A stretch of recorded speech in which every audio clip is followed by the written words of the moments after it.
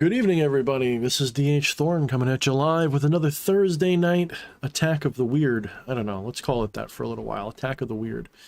So, figured we'd hang out tonight for a couple hours, as usual. Talk about whatever the hell. We'll try to stick to topics that are conducive to magic and spirituality, if possible. There's a whole lot going on in the world, though, of course. So, whatever you guys want to talk about, that's what we'll talk about. We're a little bit early yet, so people haven't quite started filtering in. But welcome to everybody who is here early. We got Atropa, who's here a little bit early. Roderick Cortez says greetings.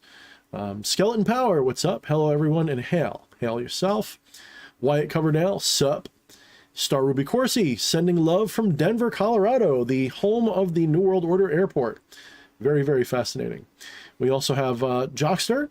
Good morning to you. I suppose where you are, it is morning. For me, it is still pretty late in the evening. It's about 10 p.m. So Max Avery is here. I don't know. Are you allowed to be seen with us, Mr. Avery? Maybe I shouldn't be mentioning you. But welcome, brother. It's good to see you, man. Apparently you butt dialed me on Discord the other day. I'm not sure if you meant to do that or not. But, hello. We should, as soon as you're able, we should have a conversation again. Alexander C., what's up? What's going on? How you doing?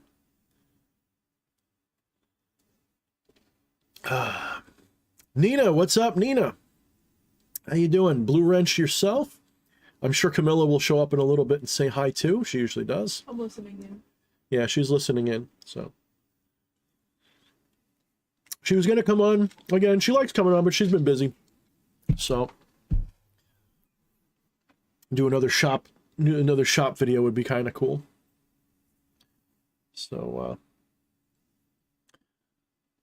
yeah. Wyatt says, I want to hear what's going on in the world. I haven't heard much for some time since I've been busy. We're sort of in the middle of a,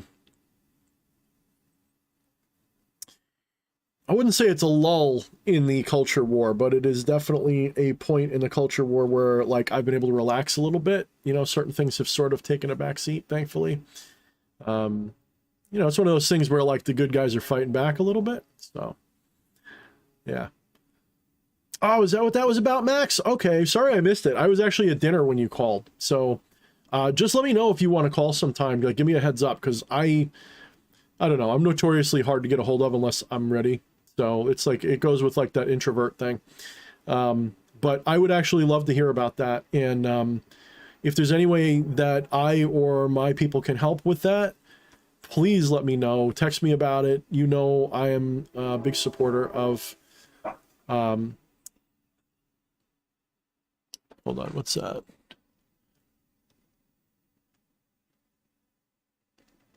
No, just got a text. Hold on one second. Let me see something.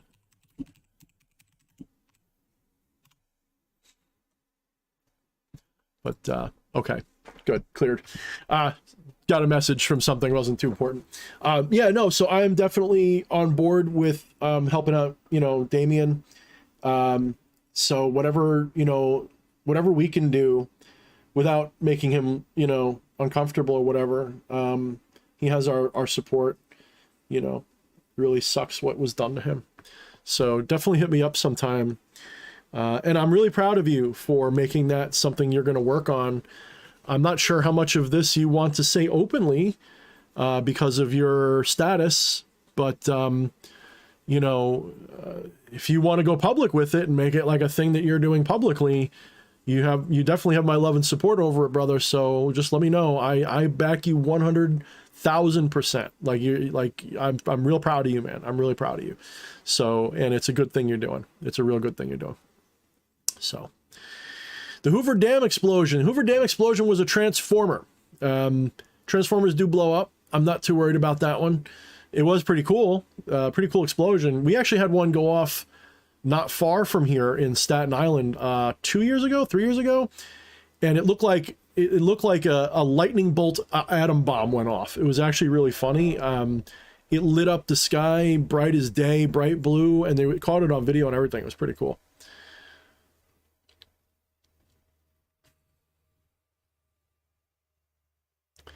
You know, why you bring up an interesting point. You know, they're gonna. He says, you know, that people are gonna call. People are gonna get called terrorists for destroying all of these monuments to the New World Order, right? I mean, they aren't wrong, I guess. Look, I mean, they're, I don't even want to say their side, but there are people constantly destroying monuments as it is that don't get called anything. So it would just be more hypocrisy, right? Who's to say they didn't do it? And my wife points out the peanut gallery in the back there says, who wouldn't be surprised if they did it themselves? So, you want to come on the stream? Not right now. I'm in the middle of something. No, but there was a conspiracy that that they destroyed it because they accomplished certain things. Oh, yeah. There was a conspiracy that they destroyed it because they accomplished certain goals. Yeah, maybe. Could be. Could be. But Beijing Baidan has cancer and COVID and everything else, and you can't make this shit up. My my interpretation of this guy and what's going on, though, I'm not saying that he's in great health, but I think that he is. I don't think that these are gaffes anymore. I think that some of this is fakery. I think that some of his health and dementia issues are a shield a little bit, because when and if he gets eventually called to the mat over all of this crap, he gets to say, oh, I had dementia, I didn't know what I was doing. So, you know, I'm not too, you know, I'm not saying he's doing well. Maybe he is having dementia and stuff. I don't know. But it also looks to me like this is a cover. Just what my intuition tells me. There's some of this is a cover. It gives them plausible deniability. They can say, oh, well, we didn't know it was going to be this bad, you know?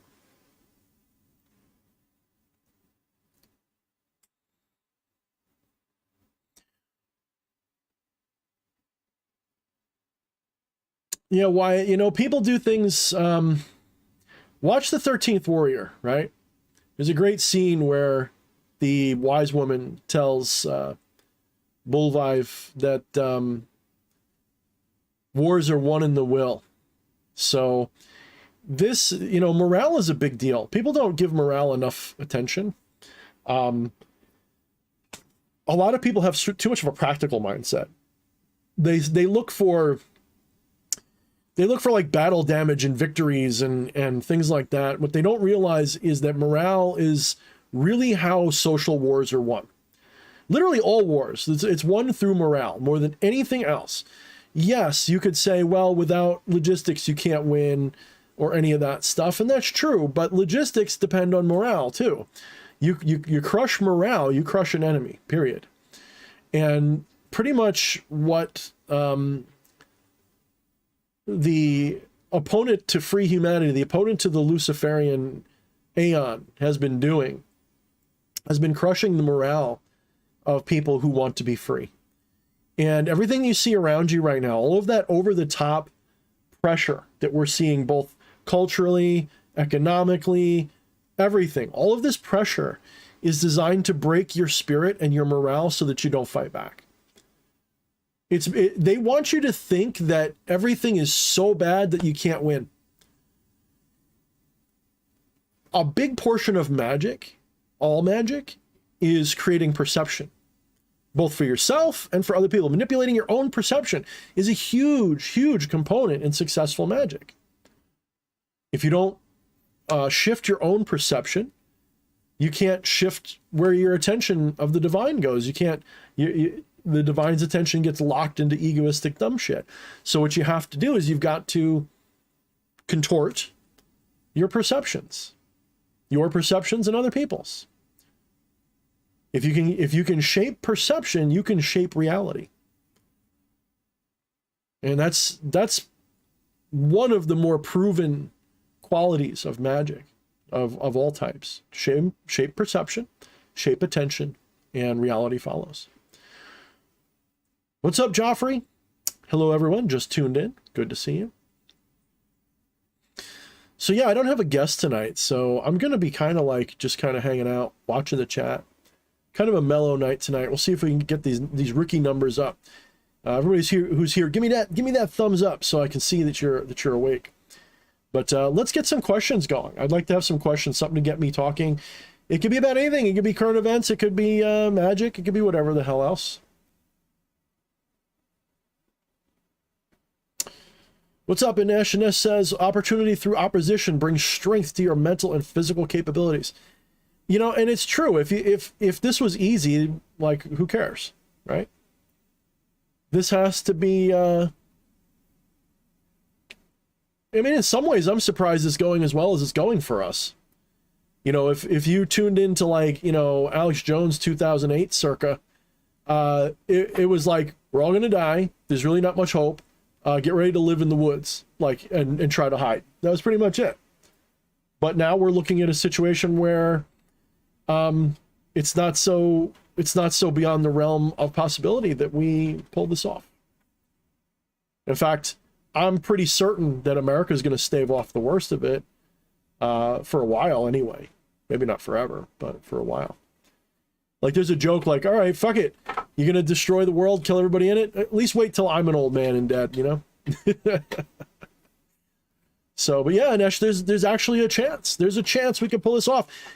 Alex Jones the other day, not that I give him too much credit, by the way. Alex Jones the other day had a title, you know, we're winning, right? That's like, wait, what? What? One of the things that really drives me up a wall is the black pill doomer and the people who always jump to the worst possible conclusions. You know, I know people that they're addicted to fear porn, and they spend all of their time just looking up all the worst ways that things can go. What's up, Anthony Viv? Thank you for coming. Glad you could catch one too. That's really cool. If you have questions or whatever, let's do those in a few minutes. I want you guys come up with questions. It could be about current events. It could be about magic. It could be about theurgy, thaumaturgy, you know, non-duality, any of that stuff. You know, get them in your head, and in a few minutes, you know, post them in the chat, and make sure you put them in all caps. All caps, tag me, or of course a super chat. Any one of those things will get my attention. This way I know that they're a question meant for me. Sometimes people are chatting with each other, and I don't necessarily see that it's meant for me. So, Alexander C says, doomer mentality is essentially a mental cancer. You're absolutely right. I have absolutely no patience for a doomer mentality. I'm not saying that you don't get demoralized once in a while and need to take a break from life and just kind of give up a little bit. But some people, they're addicted to fear porn, and they look for everything. They think that an EMP is coming tomorrow. China's about to invade. There's no hope. There's no chance. Everything, you know, it's never enough. And sometimes these people are, shall we say, maybe even glowy a little bit, because they're either that or they've been infected by glowies, you know, groomed a little bit. So their first impulse is, we need to start, you know what I'm saying? We need to start playing Minecraft, if you know what I mean. Get them fishing poles going. They start talking like that, and it's like, all right, this person's a nut. We can't be doing that. Not yet, you know. I'm not saying never, but when it's time for that, you won't hear me say anything. When it's time for that, I will just be like shaking my head, and I'll probably go dark. You won't see me for a while. I probably won't even do videos unless I'm covering it somehow. That would be the only way, especially if I have anything to do with it.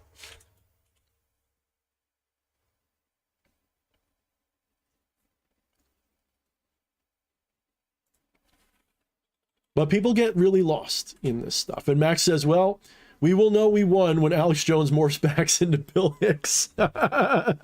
Yeah, and he's not the only one. Let's see. Mark Dice will turn back into River Phoenix. What's his name? Oh, there's a guy, he was supposedly Brandon Lee. Brandon Lee supposedly became the guy from, I can't think of the name of it. AMTV. Yeah, was it something green? Yeah, something green.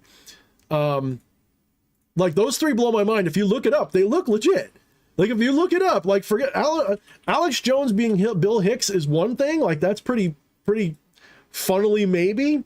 Like, as a meme, it could be. I don't know. The one that really fucks me up, though, is Mark Dice and Christopher Green from AMTV. Mark Dice and Christopher Green. Look up that one, because Mark Dice, really, if you look it up, it's like, is that River Phoenix? What the fuck?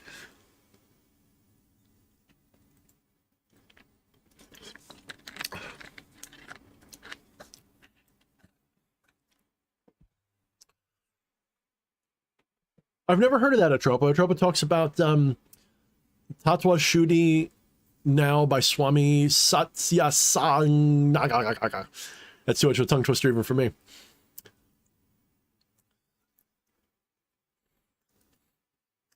Yeah. Sounds like a good book. You'll have to tell me about it. Josh just says, the Trinity, Zoomer, Boomer, Doomer. Yeah. Doomers suck, dude. You know what? Maybe it's just because I come from, like, I don't know, a more hard knock life than some people. And it's like, when you have enough, like, bad shit happen to you in life, like, even, like, the idea of the world coming to an end doesn't break your stride that bad. I mean, yeah, it's got my attention and I'm absolutely obsessed with it, but it's not to the degree where it's like I can't have a good day and I feel like we're all gonna, like, we can't win. To me, it's like, if I think about like a military thing. To me, doomers are the people that you don't want on your team. I actually have more respect for the other people on the other side that are foot soldiers for the other side than I do for a doomer on my side.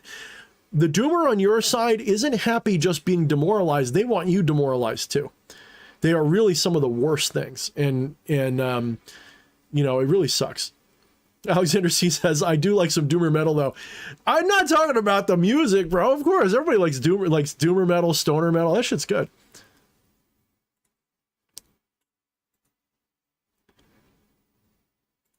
Yeah. All right, we're getting some decent concurrent viewers now. We're getting up there. Let's see if we can reach the 40 mark tonight. I barely advertised this tonight, so if you love me, share this with your friends. Hit the thumbs up. Hit that thumbs up, my wife says. We have 31 people in here and 11 thumbs up. We can do better than that. Come on now. I know I'm not as sexy without fleshy here, but I think you can give me a thumbie. Wyatt brings up, hey DH, I heard from a Star Taskroth that you posted leaked audio recordings of Biden on Twitter. What's that all about? Okay, so that was a little while ago. I don't remember all the details specifically, but it was audio of him talking about his dealings with Hunter and the businesses and all this other shit.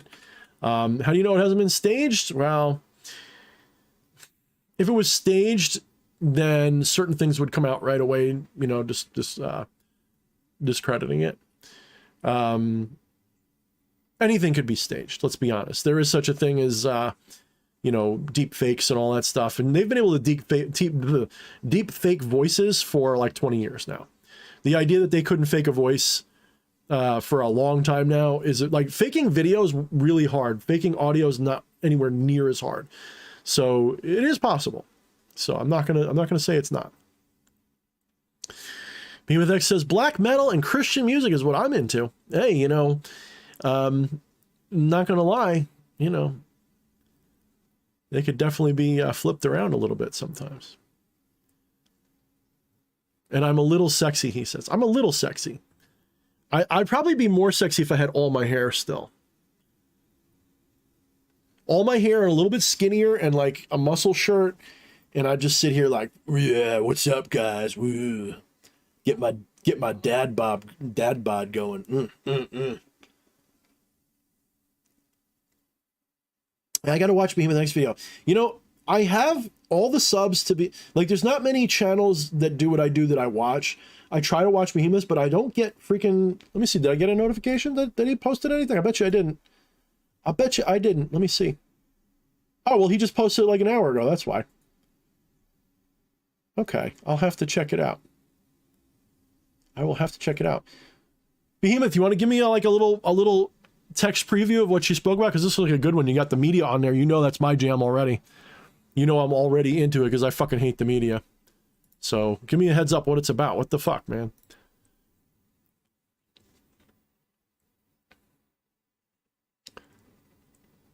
You know, the media is such garbage. I can't even, ugh. I'm at a loss for words sometimes, man. It's like being a little empathic, not even empathic. Sometimes I hate the term empathic because it is a narcissistic term for a lot of people. being sensitive, shall we say, being hypersensitive. Liars piss me off. Like, I just can't with liars. Like, you can do all kinds of shit. You can be a complete and total piece of crap if you're honest about it, and I give you more slack than if you're a liar.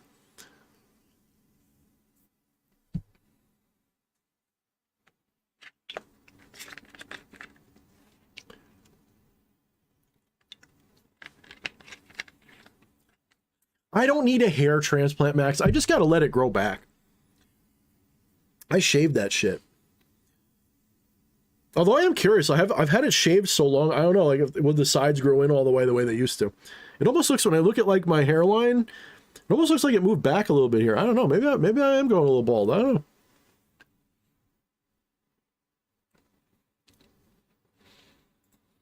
Atropa says, Tatwa Shuddhi is an ancient tantric practice of inner purification. It's an advanced practice which may be performed as a sadhana or as adjunct to Kundalini Kriyas and other higher yogas. Okay. Yeah, Kriya Yoga and yeah, okay. I don't really get into Kundalini stuff. Got to be really honest with you. I really don't. Some people are more into it. But, you know, I probably should, considering so much of my work is based in Indian metaphysics. It's like I like Indian metaphysics, but Western occultism. Does that make sense? And to be fair, a lot of Western occultism is just Western Tantra or Western yoga, to be brutally honest with you. Like, if you understand that yoga is not about just poses and shit, and you understand what yoga is supposed to be and pranayama and all that stuff. In fact, one of the things that's missing from Western occultism is breath work. There's not a lot of breath work, at least not to the degree of refinement that you see in Asian mystical traditions. Breath work is very minimal in Western occultism. And that's something that's kind of sad to me, because I like various different, you know, pranayama and chi and all. I like that kind of stuff. And a lot of that's not included very strongly in Western occultism. Memedex says, only the best practitioners shave their heads. Just something small someone told me. I am 2/3 as cool as you, because I basically cut off, actually a little bit, I guess, what would you say? This is more like 3/5 I cut off, right, honey? All right, so I'm 3/5 as cool as you. And I shaved off about 3/5 of my hair. Go, thank you. I don't know if I'm a legend, but I do appreciate I love that king energy. Like, you know, what's up, king? What's up, legend? I love that shit. Hell yeah, take me to the gym with you. Max Avery says, I know I need one. Stress levels turn my hairline into that of Count Chocula. I mean, Count Chocula has a pretty badass hairline, to be clear, but, you know, if you're going to be losing your hair, get that widow's peak that's like all the way deep, like deep impact widow's peak, man. Get that shit way back in there. Hell yeah.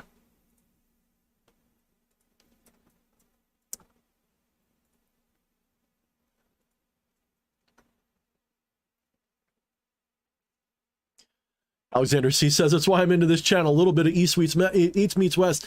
I mean, I got to be honest, that's like always been where my head's at. I've always liked, you know, of course, the modern woke crowd would say that that's colonization, but I've always loved, you know, stories about, you know, Westerners encountering, you know, people from the Orient and Asia and all that, and sort of getting enlightened because of it. I don't know why people get offended by that, so I think it's great.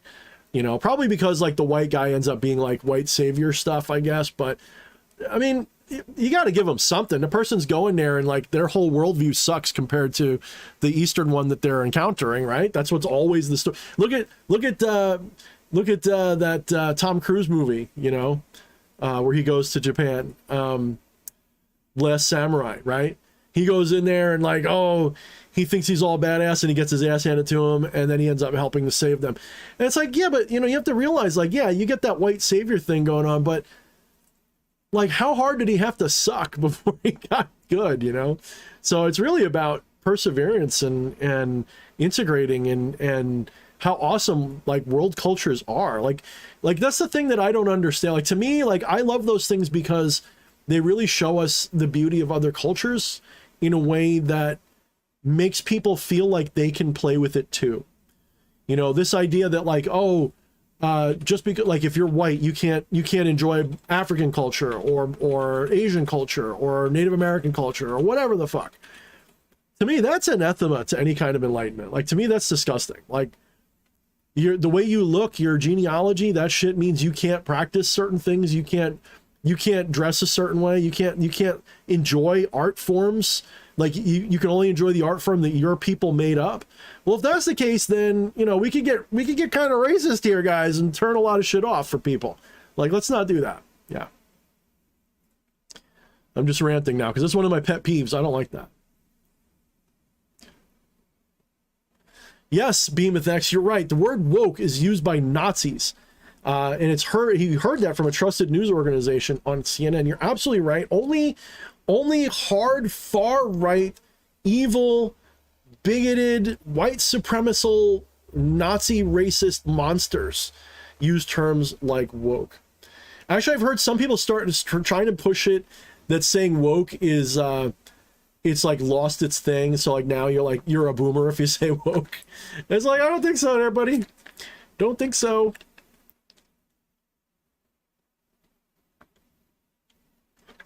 Alexander is 100% right. Hey, you're 100% right, Alexander C. Culture should be about sharing, not some weird form of ego ownership. Exactly. Now, look, far be it for me to tell you not to be proud of something, because I think that healthy pride is necessary in life. Healthy pride. Not pride in things that you should have no reason to be proud about, of course, but healthy pride. Self-aware pride. And if you're proud of, you know, your culture and heritage, I don't have a problem with that, providing you are actually sort of an exemplary of that, right? If you're, let's say you're from, you know, Norway or something, and you love Norse history, and you exemplify that, and you really know your Norse history, you know the runes, you know the mythology and the magic and all that, and you really live that life, and that's what you are, and that's something you're proud of, then I think that's great. I don't care if you're black, I don't care if you're Asian, whatever the hell you are, if that's part of your being, then there's nothing wrong with it. I think it can go too far, you know, like I think like being proud of things that you've had nothing to do with and you're just a lout, you know, like that's not the same thing. You should at least be a participant if you're going to be proud in it. That's like saying like, oh, my team won, like they won the playoffs. Well, what did you do? You know, you didn't do shit. Like, don't be proud of your team. Well, you could cheer for them and shit, but you didn't do shit. But if you're proud of your culture and you get to know your culture, and you're like a diplomat, you know, you're like someone who brings that culture forward and shares it with the world, I think that's worth being proud of. I really do. Within reason, obviously, but I think it's worth being proud of.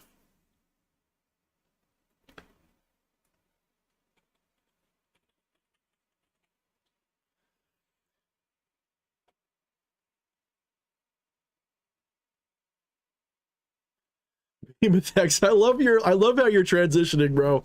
I mean that in the best way. I love how you're like slowly coming out of the closet with tongue-in-cheek comments. He says, saying you have white pride goes over badly, but see, I'm a proud Hungarian, so I have some Hungarian pride. You know what? I have 4% Cyprian. What is it? What's the word? From Cyprus. Like, I have a little bit of brown in me, apparently. It's pretty cool. So I'm going to say, because what was that South Park episode where fucking Stan's dad, Randy, fucking finds out that he's got like 1% something in him, and he gets all freaking, yeah, that's how I feel right now. I got 4% Cyprus in me, and I'm gonna say that it's probably the brown part of Cyprus, right? I'm gonna now act all, you know, like, oof, I'm a POC now, guys. That's, ugh. You know, here's the thing about some of this stuff, like white pride, yeah, I don't know, man. That's a little, I'm a little bit not as impressed by that one. I'll tell you why, because it's like, what do you even mean by that? Like, if you want to say I'm Irish and I'm proud of that, okay. You want to say I'm Italian, I'm proud of that. Yeah, sure. I'm German, I'm proud of that. Yeah, fuck yeah. I'm French, I'm proud of that. Yeah, fuck Scottish, Irish, blah, blah, blah. Fuck yeah, English, woof. White though? Like, what does that mean? Like, what the fuck does that even mean? Like that, you know, that includes a lot of stuff, man. That includes a lot of stuff. Where does that spectrum end for you? Like, I don't buy into that. So that's why I don't do that one. I don't hate it. I don't care. As long as it's not exclusive or something, I don't give a shit.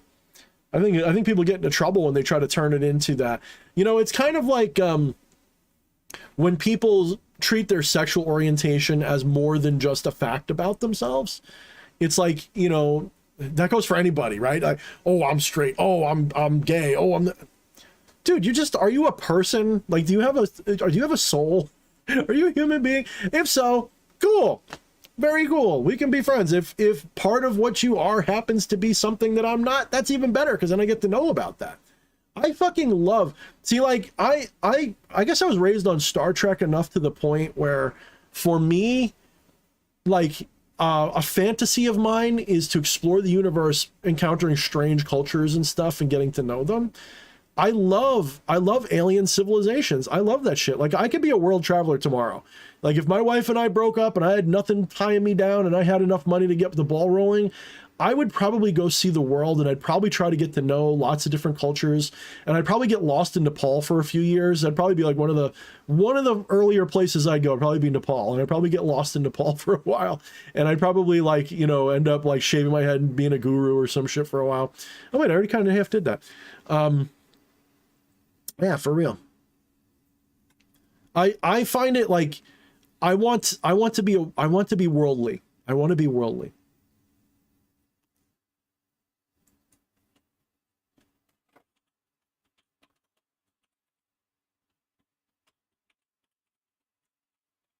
Alexander C. pointed out, plus, when have white people ever gotten along in history? I mean, you know,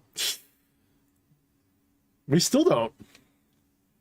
You can see it now between America and Australia, Canada, and Europe. You know, a lot of people think that, like, just because we're supposedly white, that we all share the same ideals. We don't. People in America, for example, are more individualistic by far. To a point where we annoy everybody, right? We really do. I don't doubt that. People in other countries are willing to go along to get along, and they're willing to sacrifice their freedom just to not rock the boat. And that makes me sick. So it's certainly not a race thing, guys.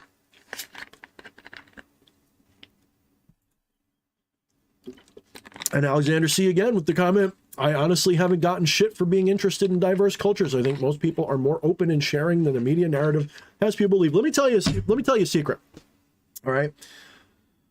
Growing up, you know, I'm a Gen X kind of dude, young Gen X. I'm not like the Gen X dad guy. I'm not that old, but I am Gen X. And I spent several of my formative years in what, I'm not even sure you're allowed to say this anymore, but growing up, you know, in a black neighborhood. And for a number of years, my closest friends were black and Hispanic people. My first kiss was with a black girl.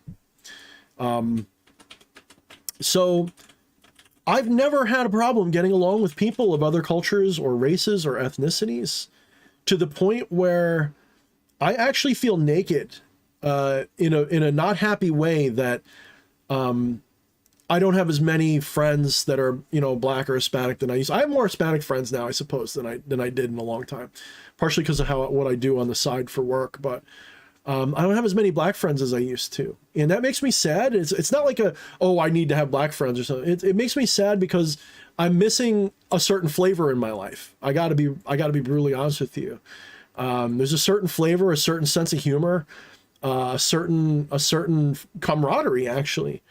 You know, my black friends were more supportive of me growing up than all my white friends were. You know, that's not just an opinion. That's a fact. I could put it on paper and show you how. With a few exceptions, my black friends are always more supportive and more willing to go to war with me as my allies than any of my white friends ever were. And it was a lot easier to support them.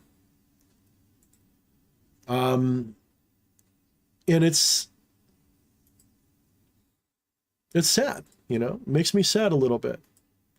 I really miss some of that. And it's gotten hard because I guess when you get older and you're not thrown in the mix with people as much, and because of like where I live and everything, there's not enough chances to meet people like that, you know? So that's a little sad, but you know what I'd like to do? And this, you know, this might come out wrong to some people, I suppose, if they're really looking for a reason to have a problem with it.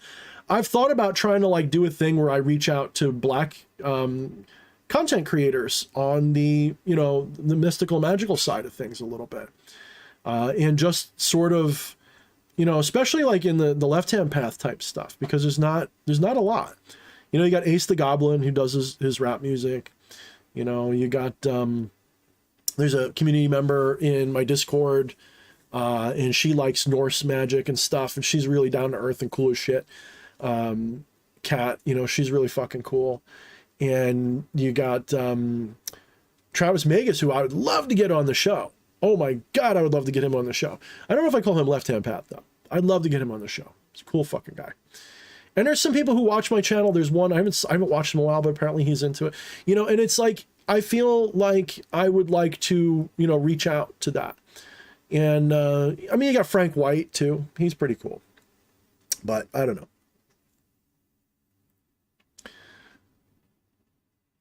Yeah, Max, that is interesting. I saw that on that hit piece about you. I used to be Hispanic, but now the demographic change has me white Hispanic when I fill anything out.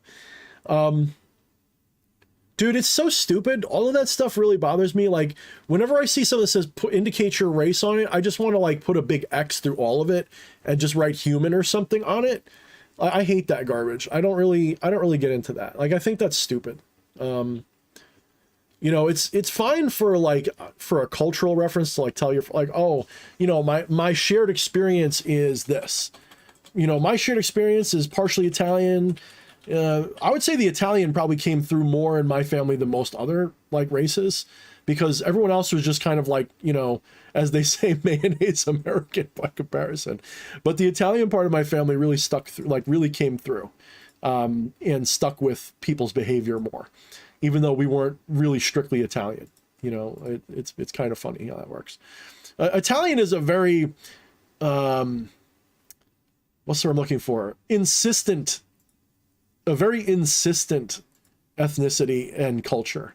Like, if you've got like one Italian uncle or some shit, you know, like one Italian relative, you're all fucking Italian now. Like, it's like you all get the Italian thing. And it's very true. I've noticed that. Max says he's just brown-ish. Don't call yourself ish. I know, you're kidding. Man, what is it? What kind of stuff are we talking about here? We're supposed to talk about magic and stuff. We're talking about like gender and race and all this. Like, what the hell, guys?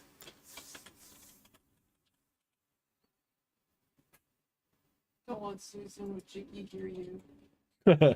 Don't let Susan with Jicky hear us. Slightly melanated. I'm slightly melanated too. If you look at my skin, I got a lot of freckles, man. Somebody knew somebody way back in the somebody days. You know what I mean?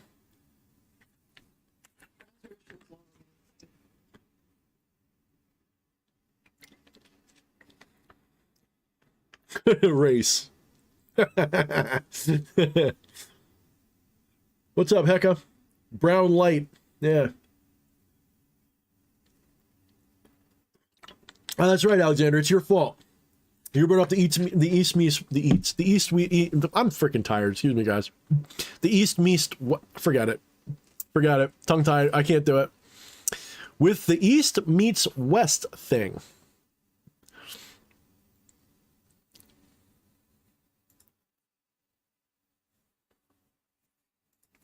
I think I'm gonna be retiring this candle soon. It's almost done.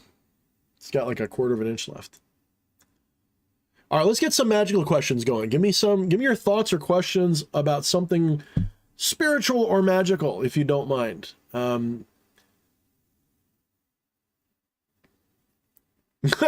Me too. He says, I got a dog, half bulldog, half shih tzu. I call it a bullshit. Very good. Very good. I like that.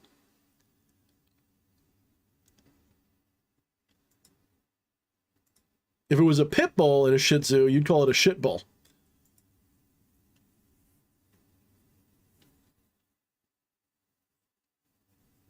Nah, Alexander, you're not in trouble. My bad.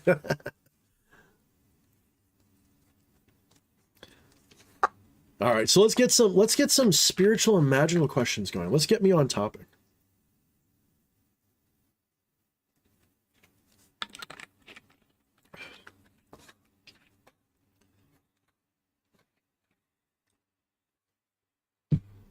I forget it, Tropa. What's your real name? Your real first name, I guess, right? Because now I gotta look. I feel stupid. I feel like you told me and I forgot. You might have told. I'm bad with names, so don't be offended if I forgot. I'm one of those people, like, if I don't know you really well, like, you can ask Fleshy when he changed his name once upon a time. It took me like a year to stop fucking it up. That's how bad I am. Thorne, can you tell me some cosmology analysis about Bible cosmology? Not really. The Bible doesn't have, oh, it's Tova. Okay, good. Thank you, Tropa. I don't feel like, depends on what you're talking about with that. You know, it might not be something I know as much about.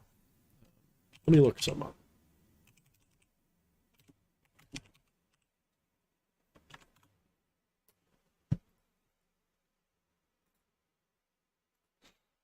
Because, I mean, there's more, you know, like, which thing we're talking about. You know, there's so many different interpretations of cosmology throughout the centuries.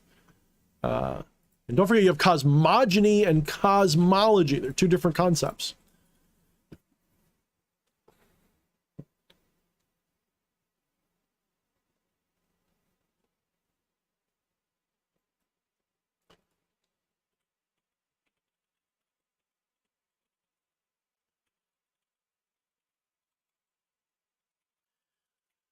Freedom Fighter says, do you think the insanity of not being allowed to think certain things affects the astral plane?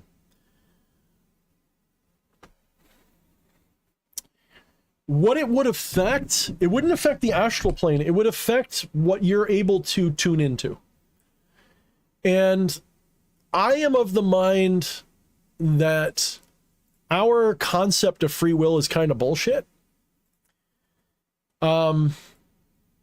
So I am working on putting together in my eventual latest book, whenever that fucker comes out, at least a brief synopsis of what I call manifestationism. And manifestationism is sort of like a metaphysical system of understanding that is rooted in non-dual monist metaphysics, as well as modern ideas of block time multiverse, to be brutally honest.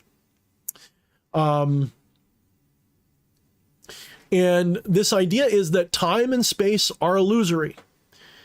Nothing changes, nothing moves, nothing shifts. All of this that you see that looks like things changing is actually a change of perspective of divine consciousness as consciousness shifts its attention throughout itself. And the evidence for this is the way you can shift your attention around your body. Well, pull that back and think the consciousness of the divine shifts its attention around through the block time multiverse. And it focuses its attention on what would be you in this particular instance. So imagine consciousness of the divine cosmos, whatever you want to call it, the multiverse, is focusing all its attention on your brain right now. And it's getting all of its feedback from that. And this brain is not moving. It's spread out in the time dimension, and consciousness, almost like reading a book, shifts through the time dimension and experiences it as if it's a passage of time, but it's not. So, what this tells me, if this is true, we don't change things. We don't cause things. There's no such thing as even randomness.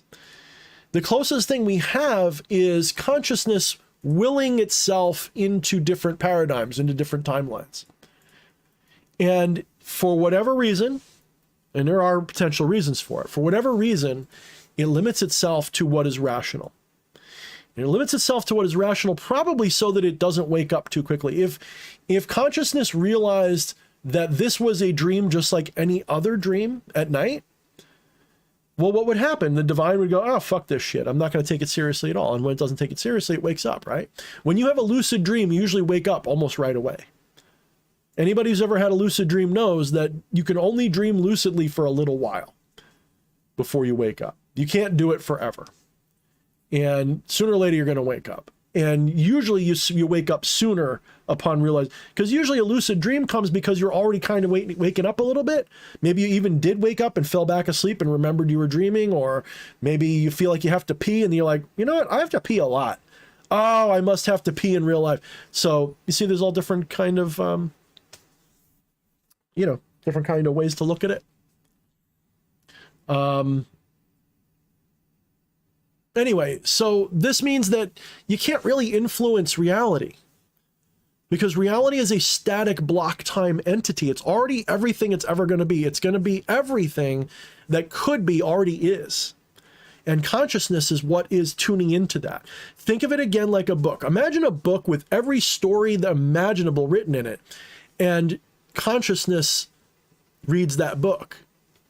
Except it's not a book, because it's not made out of paper, it's not letters. It's the enigmatic sources, the enigmatic aeons, or whatever you want to describe it, that when consciousness encounters them, reflects back as this hallucinatory world that we see.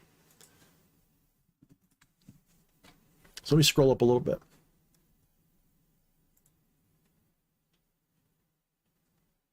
But I will say that if your conscious attention is limited because of what you're allowed to do or think, then yes, because consciousness has convinced itself it is this and not the divine right now, whatever it allows itself to know means that's all it's going to encounter.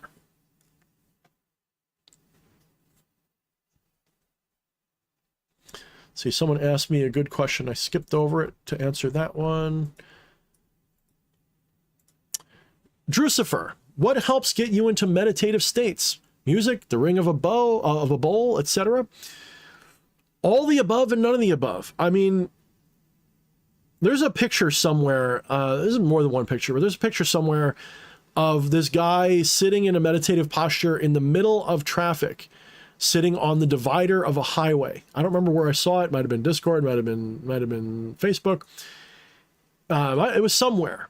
And it's a busy situation that you would think, no, and he's uncomfortable because his legs are hanging off like a certain way. And the point was, like, you should eventually, with practice, meditation should be possible under any circumstance. That is to say, once upon a time, there was a thing called walking Zen. People didn't just sit around going, they would walk. They would meditate while walking, while living, while carrying water, while trekking, while doing all sorts of stuff. This idea that meditation can only happen when you're like sitting around in perfect comfort, in perfect situations, that's beginner shit. That's not really legitimate. Like, I don't think that's, like, to me, it's not legit. You should be able to meditate in the middle of pretty much anything. And when I say meditate, what do we even mean, though? Like, one of the things that's a problem is the word meditate doesn't mean anything. The word meditate is kind of a bullshit word. We all know what we're saying when we say it, but it's a bullshit word. But let's say we're saying the same thing. So meditation in most of the cultures and traditions that use the term or one like it, they're referring to whatever their practice is that allows them to enter a state of a serene mind where the chattering mind subsides and consciousness becomes aware of itself as the most, we'll say, so this life that we live is very vivid and it's very distracting. The senses that we have in this life are very overpowering. It's really easy to get lost in them. Meditation helps you shift away from that distraction to pure consciousness itself, pure awareness, really. So there's awareness, which is what the divine is.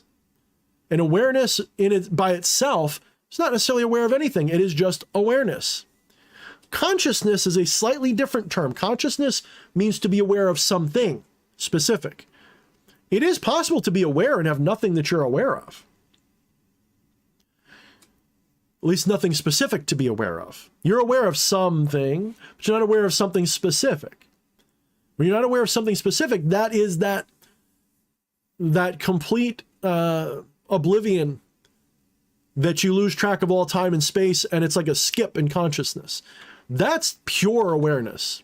So like when you go to bed tonight and you're sleeping, that time between when you put your head on the pillow and your first dream, that part you don't have any recollection of, that's when consciousness has been fully expanded back into omniscience, is aware of all things as the same no thing. So it seems like nothing to you. There's nothing to be conscious of because you're conscious of all of it. And then when consciousness zeroes back in on the mortality that you are, that you think you are, then you begin to have experiences of something again. Because think of it like this. Think of it like your eye completely losing focus and you feel blind, but you're still seeing everything. You just don't have focus on anything. Now imagine your eye getting sharper back in its definition again. Then you have consciousness of something. This is the symbolism of the lotus blossom opening and closing in Asian metaphysics. Okay. Consciousness opens, consciousness closes. The divine eye opens, the divine eye closes. So meditation is simply a method, and it could be anything. Guided meditation is not the same thing, by the way. Guided meditation where you go on like a mental journey somewhere, that's something else. That's more like hypnosis. That's contemplation. You know, when they say, oh, we're going to do a guided meditation, and then they describe like a park that you walk through and you see your grandma and all this kind of whatever the hell else they do. That's not meditation. That's not specifically meditation. Meditation, if it's going to mean anything, means that state of awareness, of consciousness, where you transcend the mortal vividness, the intensity of sensation, and you don't tune it out. You just defocus off of it. You're still aware of it, but you're no longer aware of it specifically. This is why in Buddhist meditation, you kind of half close your eyes, because you're meant to have soft focus. You're meant to just let the world become the backdrop. All sounds, all experiences, all physicality, you're still aware of all of it, but you're not attending to it with the same intensity. You are expanding your consciousness into the environment fully so that no one thing has all of your attention. When you do that, you've sort of de-emphasized it. This allows you to look at it almost like you've unplugged conscious, like you've pulled away from it, and now you're aware of the awareness. You're trying to become aware of the awareness by itself. Now, you don't need to be sitting in Zazen with pretty peaceful music. You should be able to do this in the middle of anything. When I'm working at my other job at the nursery and we're unloading trucks and it's hot and it's shitty, I go into very often a meditative trance while I'm working. Will I have music playing? Yeah, a lot of times I will, but I don't need it. And I will just do this thing and I veg out while I'm doing it. I completely lose myself in the repetitive task. I become completely, while I'm doing it, my mind clears. I'm not thinking. I am just existing. And it's actually not bad. It's actually kind of nice. Sometimes I look forward to the hard jobs because of that, believe it or not.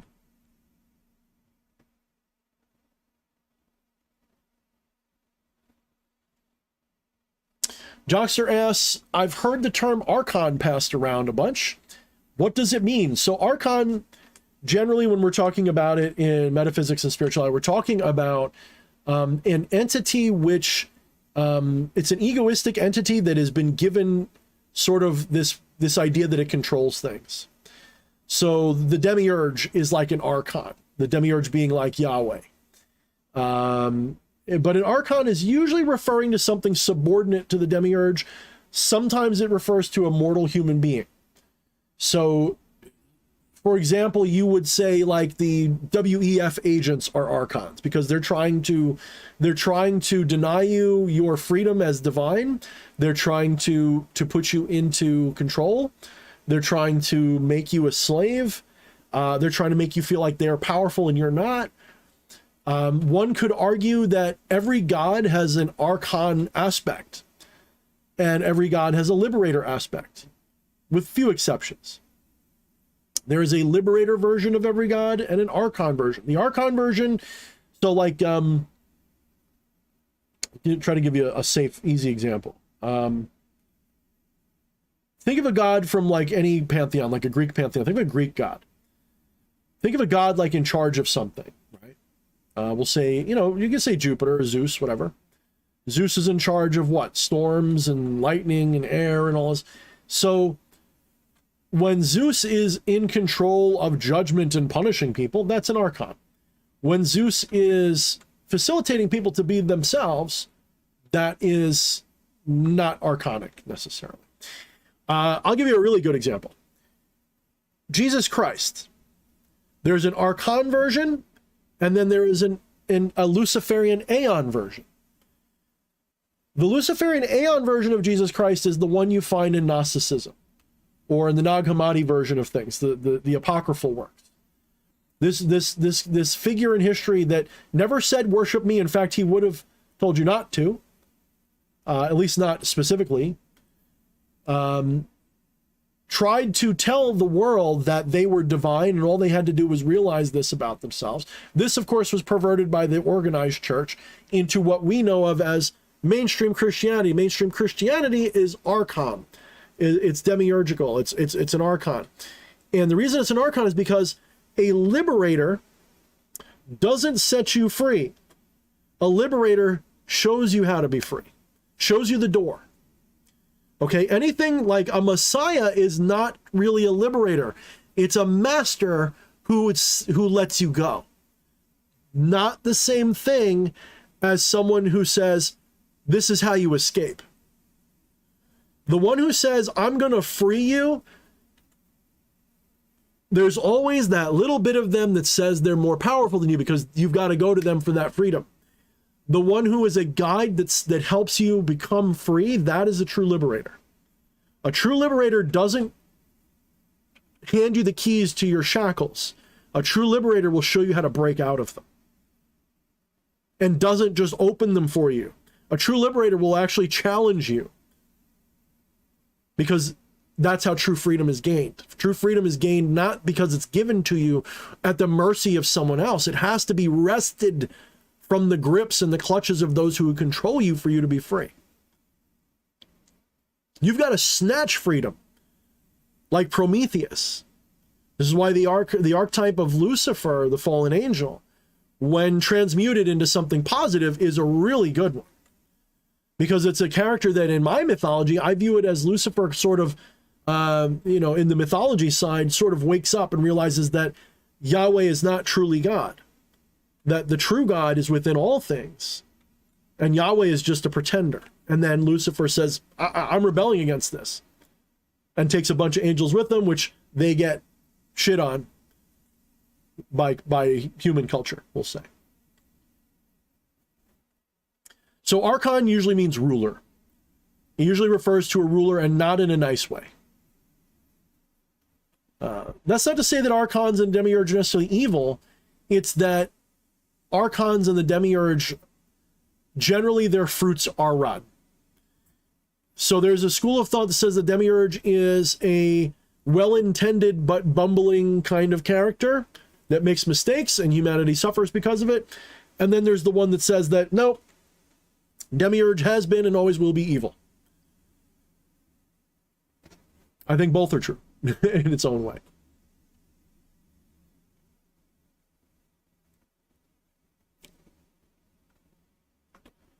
All right, let's see. I have to scroll up because a lot of this got...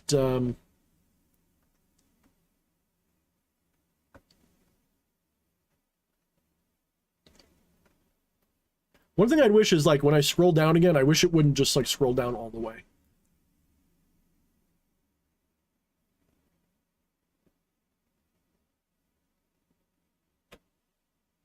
Okay, Go-Go, it said Thorne because the Bible cosmology is different from theory of evolution. That's why I asked. Okay, so biblical creationism is garbage. It's absolute garbage. The way it's treated, like by literal creationists, that's garbage. Cosmology in the sense of emanationism actually is more valid. Now, emanationism and evolution are, in my humble opinion, the same thing. And I don't think that they're necessarily correct. What I mean by that is, again, I ascribe to a block time scenario, meaning there is no beginning, there is no end. the idea that reality emanates from something or evolves from something, no, I don't buy that. I think what's changing is perception, not the thing. I think of time and space and reality as like a crystal ball, and you're just kind of looking through it different ways, and as you do so, it manifests different things. It's more like a kaleidoscope or something, except instead of the kaleidoscope changing, it's your eye rotating. Think of it like that. So, but emanationism, there's a whole bunch of different emanative theories.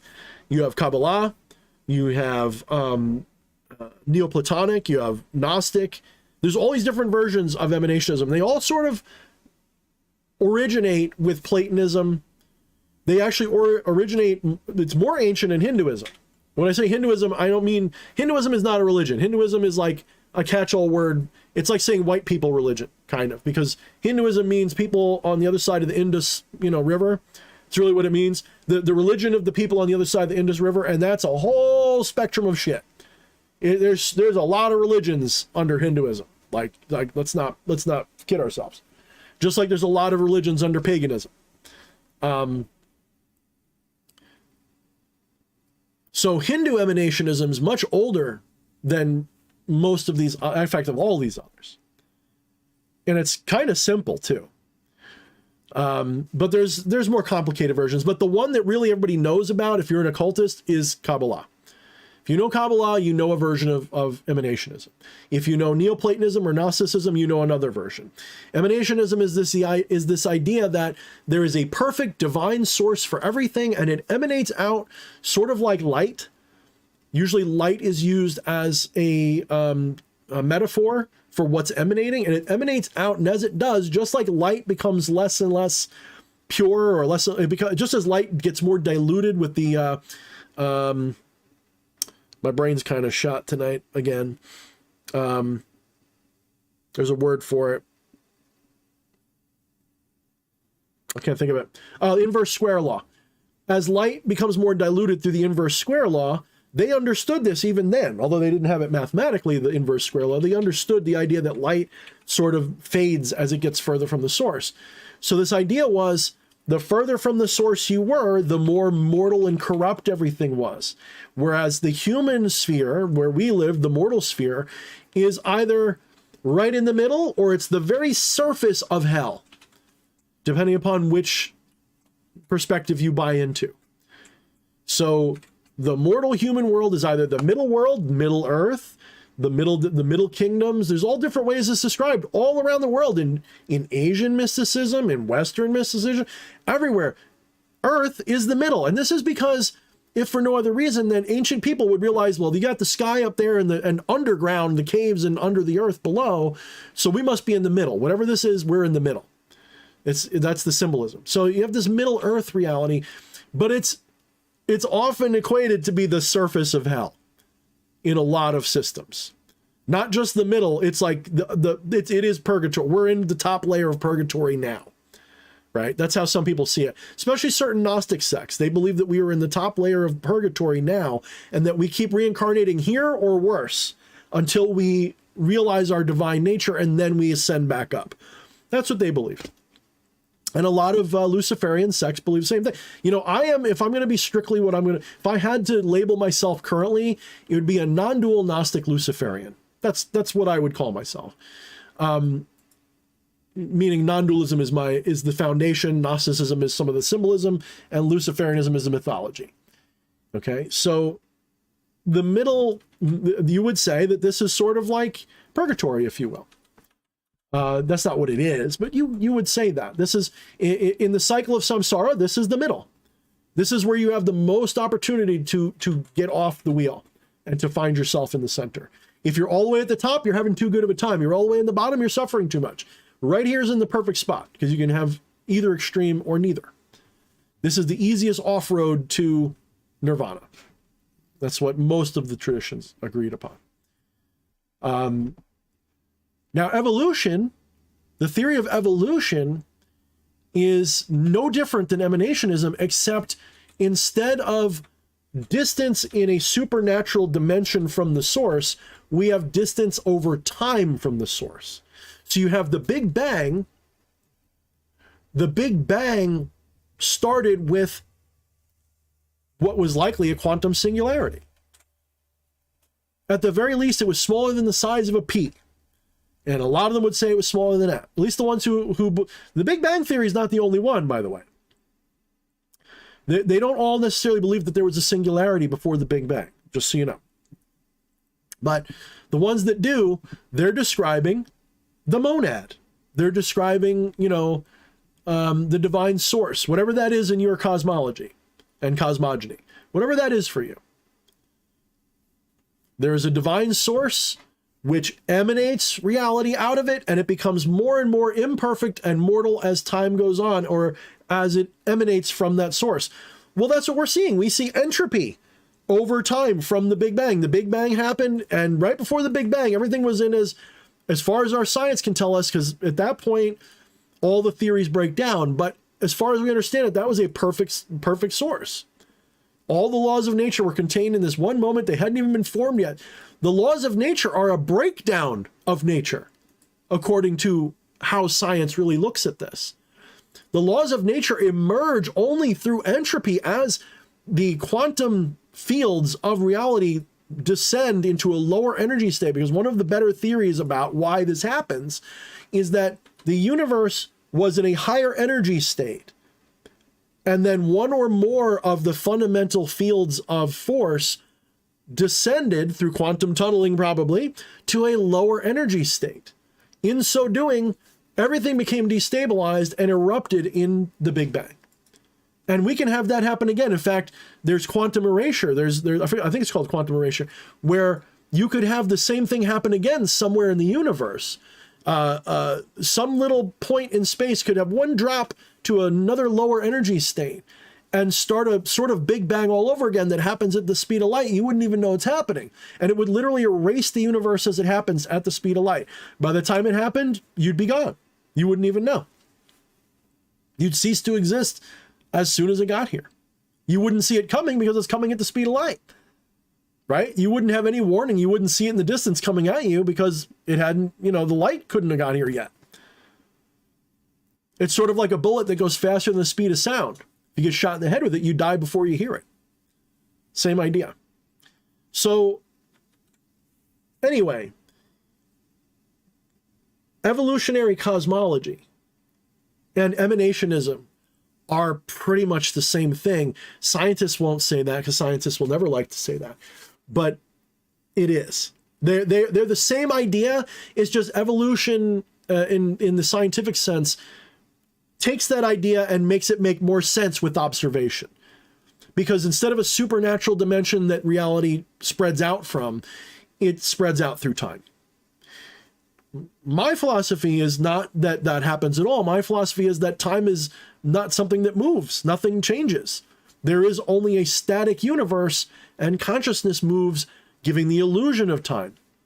Consciousness shifts, giving the illusion of time. So that's, I don't know, hopefully that gives you a good answer.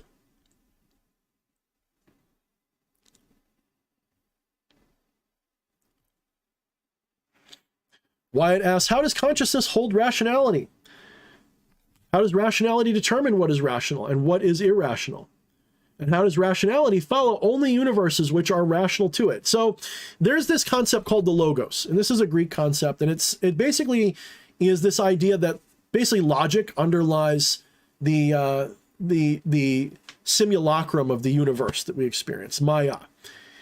It is true that even in Indian metaphysics, where you have Maya, which is like a mirage or whatever, that mirage still has rules and it makes sense.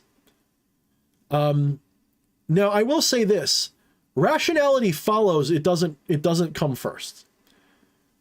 Science rationalizes after the fact. It can't do it any other way. It can make any prediction it wants, but as far as it knows, when it encounters a phenomenon, it didn't exist a moment before that, and what it's encountering just emerged for the first time just now. What I'm talking about is this idea that it is possible in quantum theory for the universe to just appear fully formed out of nothing, the way it is, with all memory intact. Now, of course, science doesn't believe this. It's in the math. It is a possibility. This is where you get the idea of a Boltzmann brain. So the point I'm making is that when you encounter reality, it's always after the fact. You never encounter reality as it's happening or before. Now, you could say, well, now is always now. That's true, but the now that you are conscious of is always in the past. Say it with me, because this is a very fundamental realization. The now that you realize as now is always in the past. The now as it really is, by the time you're aware of it, was already happened a long time ago. How can this be? Consciousness is not existent in the now. Consciousness is an egoistic echo of what reality is. I can prove this to you very simply. If you clap your hands, by the time that those sound waves and senses reach your brain is a measurable amount of time between the two events. Something on the order of like 0.1 or 0.01. Yeah, it's like 0.1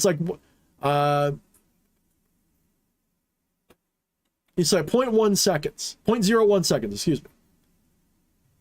It's like when you're playing a video game and you got a ping of like, whatever, and you got like, this much delay between when you click a button. It's about 0.01 point, something like that. 0.02 seconds in the past. That's how long it takes for your senses to register everything. Think about that. You experience reality at least 0.02 seconds in the past. At least. Maybe even probably more on average.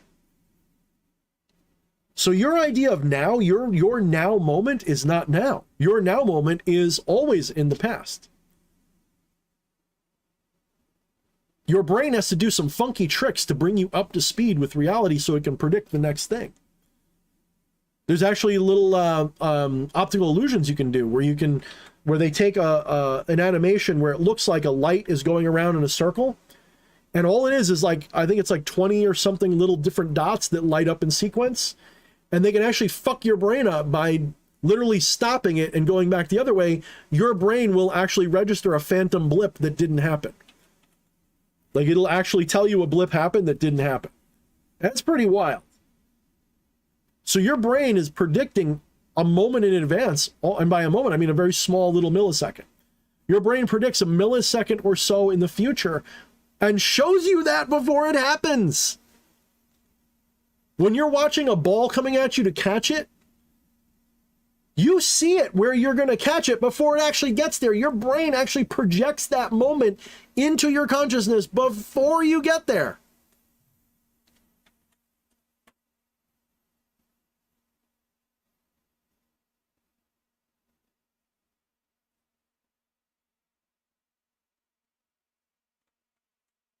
Max Avery, dude, I want to hug you. Dude, please come out here so we can hang out. That was a great comment.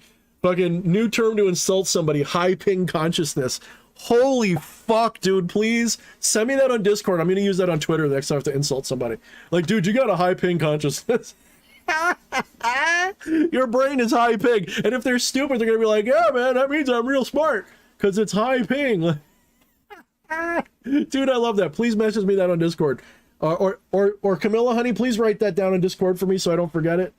That is a 10. That is a dude. I should send you a free something for that. That was fucking great. All right. So what I'm getting at is, by the time you're aware of reality, your consciousness rationalizes it, and it rationalizes it based on what it expects. This is one of the reasons why you can see a flash of something that didn't happen, because you predict it. Now, here's the real trippy question. Is it showing you something that exists in another multiverse, in another dimension of the multiverse, another universe in the multiverse, or is it just your brain making shit up?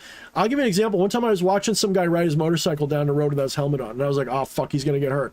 And sure enough, he gets in an accident right in front of me. And he goes down, and when he goes down, I see his head hit the cement, and I see his brain shoot out all over the fucking road, and a car swerves in front of it, and I lose sight of him for a split second. When I see him again, His brain isn't in it all over the ground. His head wasn't fractured. He was okay. He was hurt, but he was okay. But I saw, clear as day, I saw his brain like a watermelon come out all over the road. But that didn't happen. Or did it? Did I jump to another universe where he was alive? Or did I imagine it? I think my brain, if we're going from a purely scientific perspective where none of this supernatural shit's real, I think what would have happened in that case was my brain predicted he was dead and showed me his brain splattering, and he ended up being fine. So my brain was wrong, kind of like that thing I talked about with the dot a moment ago, where it'll project the dot that doesn't happen. Maybe. But it was trippy as shit, because I remember sitting there going like, oh man, he's dead. This guy's dead. There's no way. He wasn't wearing a helmet. He gets into a fucking sick motorcycle accident, and his head, bang, right on the ground, or so I thought. I guess not. I guess he was fine.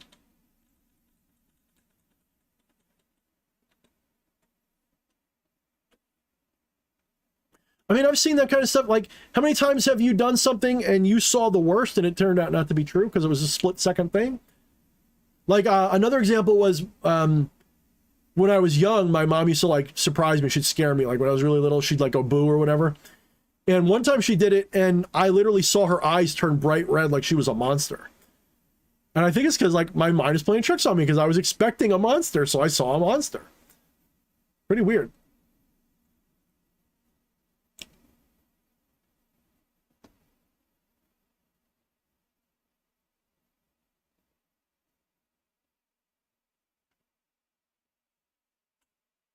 Gogo says, I try meditation, but my thoughts always fly somewhere. Well, of course they do. You need to practice.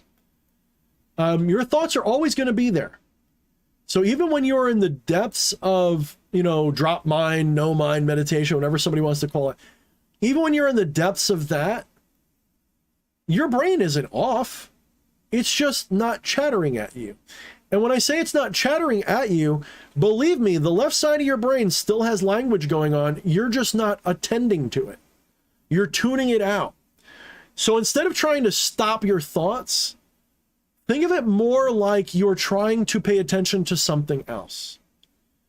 The best analogy I have for learning to quiet your mind is like being on an airplane with a crying kid while you're trying to read or watch a movie. You can't turn around and kill the kid, obviously. You can't do something stupid like that. You can't put a muzzle on him. You just got to endure it. And the only way to do that is to try to tune it out by focusing your attention on something else. So this is why most meditative systems give you something else to focus on. The most popular being the breath. Because it's there for everyone. You don't need a special mantra. There's no magic words. It's just in and out. And you put all your attention on the breathing. And then you take that breathing and you make it have more empty space between breaths. Eventually, there's like quite an empty space between each breath. That empty space is the silence you're looking for. Once you can find that silence, you just learn to hold on to it longer. When I say hold on to it, though, I'm talking about focus on the silence. And if your mind does start chattering, just let it chatter, but push it to the side. So if your mind starts to fly somewhere else, don't be like, shut up now and try to be quiet. Just imagine it trailing off into the distance. Literally imagine it trailing off into the distance. Just let it, once you catch yourself doing it, just let it go, blah, blah, blah, blah, blah, blah, blah, blah, blah, blah, blah, blah. And return your focus to the thing you have better control over. Eventually, you'll be able to do this for more than a minute or two at a time. You'll be able to do it for like hours at a time. And eventually it becomes more like the natural state of your mind. I'm going to say there's days where that is my natural state and there's days where it's not. So I guess if you pull it all together, it's like 50-50. Or throughout the day, there's like a 50-50 chance I'm thinking or not actively. But for the most part, my thoughts come in spurts, not as a machine gun. Which seems weird because I talk so much. But when I'm talking a lot, I'm actually engaging that left side of my brain more than normal, so I blather like a motherfucker. If I didn't do that, imagine what my thoughts would be like. Imagine, I talk so much and so rapid fire, especially during an interview. Imagine what my brain would be like if I wasn't able to completely detach from that. I'd go insane quickly. No one could sit there going blah, blah, blah, blah, blah, to themselves without going crazy. That's the point. That's why, if for no other reason, meditation's necessary for people, because even if it's not for a spiritual thing, being able to soften your mind a little bit gives you a lot of peace. All anxiety is found in a chattering mind. So you've got to tune that out to be sane.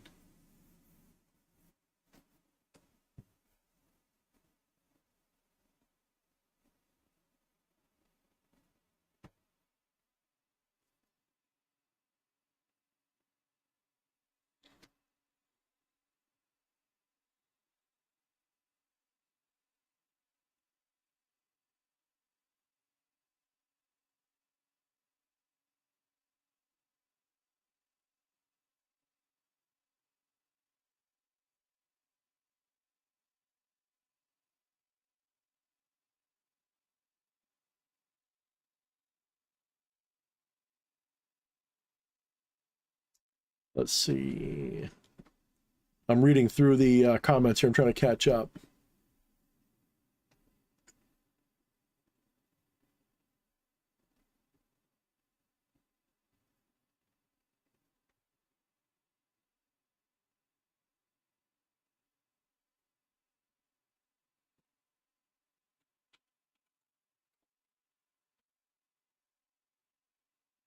Oh, it just skipped on me. Oh boy. Let's see. Oh man, I missed a lot of chat here. Give me a minute, guys. I'm gonna have to get a soda. I'm starting to get a little fuzzy. You know, Occult was talking about the Kabbalah. I don't really get into the Kabbalah. I don't know what it is. I was talking to Eddie the other day, and something about the Kabbalah, I don't know, man. It's like, you know, some people like heavy metal and some people like rap, and to me, it's like, how do I put this so it makes sense? And it's not just like a preferential thing, because it's more than just preference. It's not just that I don't like it or something. Okay, if you know how to ride a bicycle, would you put training wheels on? A lot of these things, a lot of these occult practices, they're a little bit like the Da Vinci Code for goths. And the secret that you're trying to discover is something that in other cultures is like right out in the open. Western culture had to keep, for whatever reason, it either had to keep it under wraps or it didn't fully realize it the same way other cultures did. The idea that you are the divine incarnate in this life, that you are not trapped here at all, that you are God, literally, and you just have to figure, and everybody is. You know, this thing that's like common in other parts of the world, in the West and in you know, the Middle East and everything, it's not as common. And it's been repressed. So a lot of it had to be encoded in things. And some of it is very deeply coded because there's other lessons there besides. To be brutally honest, it's not just about your God, okay? It's not. There's also knowledge about, you know, the underlying logic of reality and all this other stuff. So I don't want to be too dismissive of it. I know I sound very dismissive. I don't mean to be dismissive of it. But on some level, a lot of it's outdated stuff, or it's stuff that has been lost to us. And the stuff that isn't lost, the real meaning of it ultimately is pretty much always, hey, did you know your God? Yeah, that's it. So for me, it's like, I already know how to ride a bike. I don't want to wear the training wheels anymore. Or I'm not into learning the ABCs again. Maybe I'm prideful. Maybe I'm arrogant. Maybe that, you know, and there's definitely lessons I'm missing from that. I totally admit that. And maybe there'll come a time when Kabbalah is all I care about. But right now, I'm not into it. It just doesn't do it for me. Like, me and Eddie talk about it, and he's like telling me about it. My eyes kind of glaze over, and I go, yeah, it's just not my thing. You know, to me, it's like chakras instead. I'd rather talk about chakras and their relationships, because to me it's kind of the same thing, but it's a little bit more, just makes more sense to me. And even chakras aren't necessarily what we think about them. You know, there is no one authentic chakra system. Like, there's so many different, you know, Hindu religions and practices that work with chakras, and there's no one universal chakra system. There's no one perspective of what they are or how they work. The only thing that we all can say is that they work through prana, right? The prana, the breath of the breath. When they say prana is also the soul. It's also the material of the Atman Brahman. It's the air element, the ever present being, okay, that's flowing through you. So it's not just air, it's just that it's associated with the breath, but it's not the breath of air, it's the breath, it's spiritual breath, right? And that's what's flowing through the chakras. And chakras are dimensions of awareness, really. Your root chakra is a dimension of awareness, your crown chakra is a dimension of awareness, and each one of them is a different dimension of awareness of your being.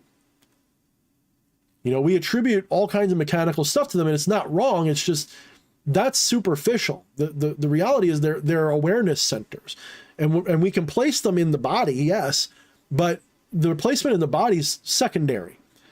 They exist in a non-local place, but they're associated with certain parts of us, correspondently speaking. They're not directly connected. There isn't a gland in your body where your chakra is. I mean, yes, there are glands where the chakras are. I shouldn't say that. But it's not that the gland is your chakra, right? There isn't a physical chakra in you. The chakras are dimensions of awareness in you. And that means that they are better understood in more abstract concepts than they are in physical ways. But we can use physical ideas to represent them and make it work. There's nothing wrong with it. It's just, you've got to transcend this mechanical mindset. Oh, well, you know, they're basically fans that suck air, and that air is spiritual air, and if it's clogged with sludge, it means this. That's all symbolic. It's not meant to be literal. It's meant to be symbolic. I like to better understand the chakras more like jewel settings, like the setting in a ring that's meant to hold a diamond. And they're waiting and ready for the spiritual injection that you can give them. You know, that's what I like to see them as. Like, one of the reasons why certain systems will literally install different divine entities into their chakras. If you practice it that way, that's one of the ways they do it.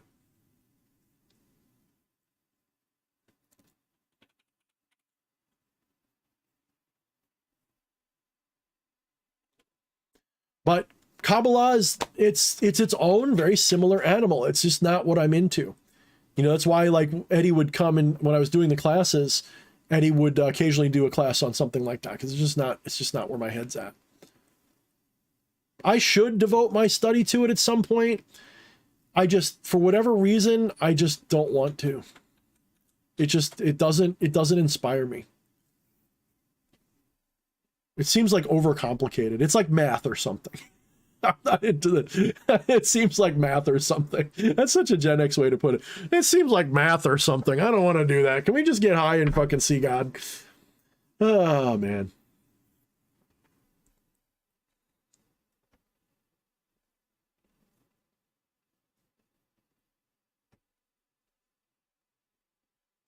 Yeah, aka Morningstar, you're not wrong. He says, sometimes I just have to tell people that heaven and hell and paradise are here on earth. Life is what you create around you. I mean, I've always ascribed to, when I was a Christian, I was always ascribed to the idea that we never left the garden, that the metaphor of leaving the garden wasn't that we were physically kicked out of it, it's that we were psychically kicked out of it. Like, if we could see reality for what it really is, we'd realize that even a dumpster is part of the Garden of Eden. Like, a dumpster fire is something in the Garden of Eden, if we could understand it. And I don't think I've changed that opinion. I just don't use the Christian perspective so much.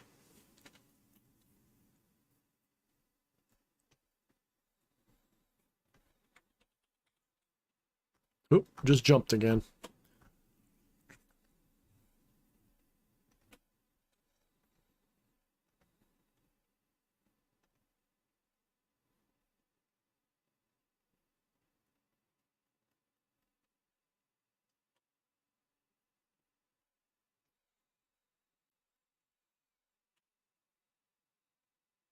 Yeah, Doc Steidel says, I read a lot about it, but it's just not my thing. I hate levels. Yeah, I fucking hate levels too.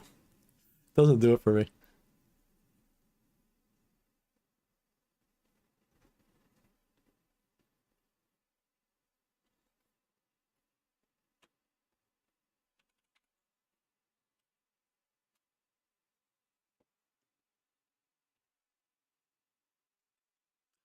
I like the way Gar and Alexander are saying it. You know, it's like there's like Kabbalah is just another symbolic operating system, and it's a good one. It's just not for me.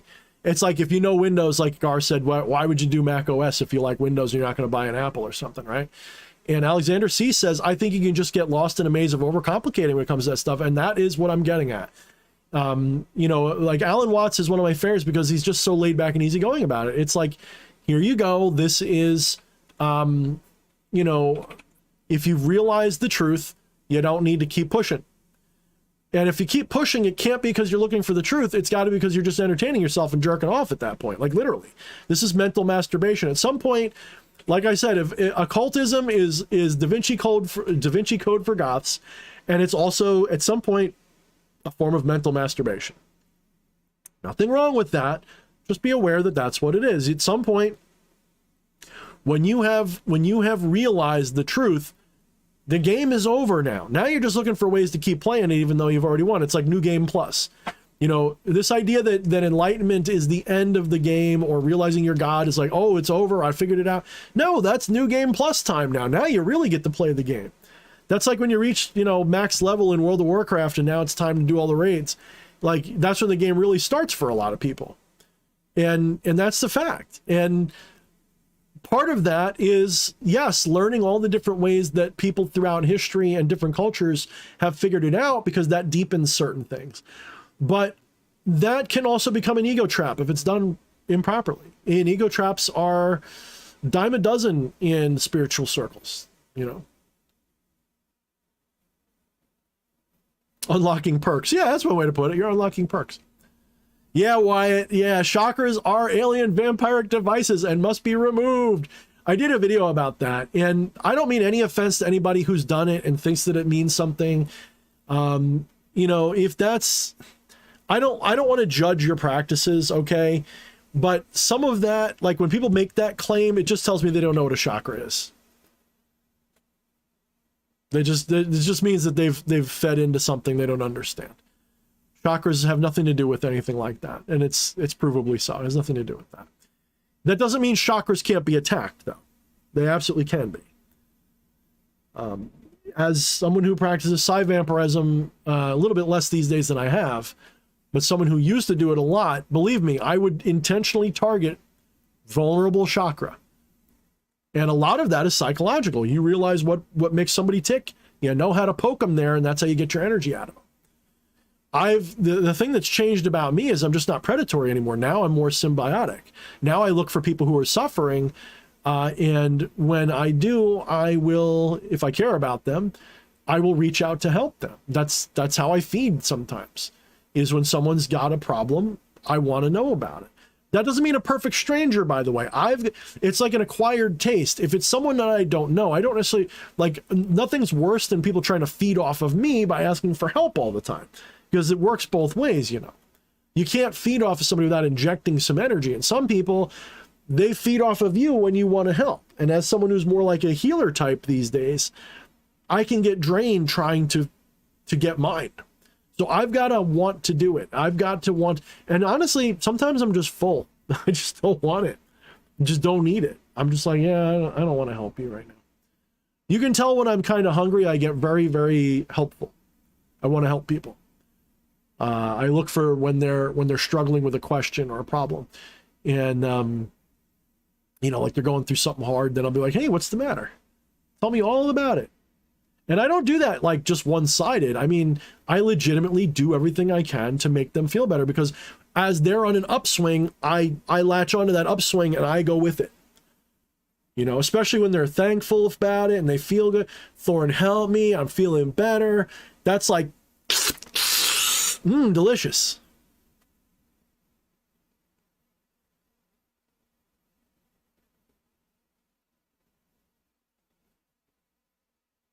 All right, so I'm going to do myself a favor. I'm going to get myself a caffeinated beverage because I'm slurring my speech because I think I'm tired.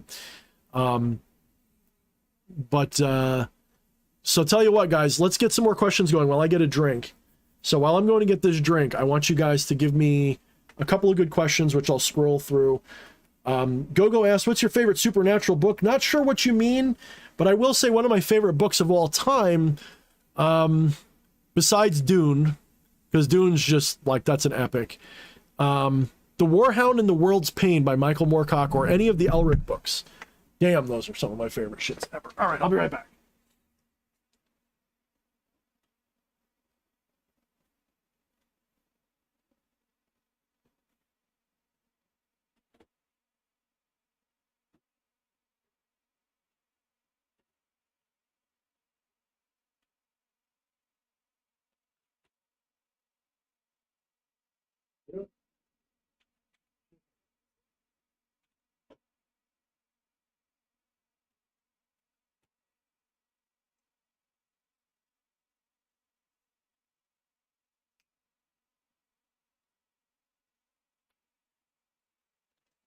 Okay, I changed my mind.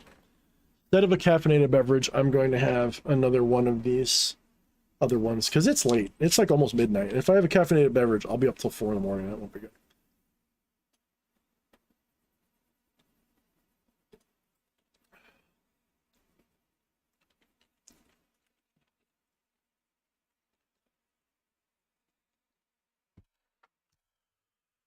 I think somebody was trying to ask a question before about, what was it, sorcery or something? What were they asking?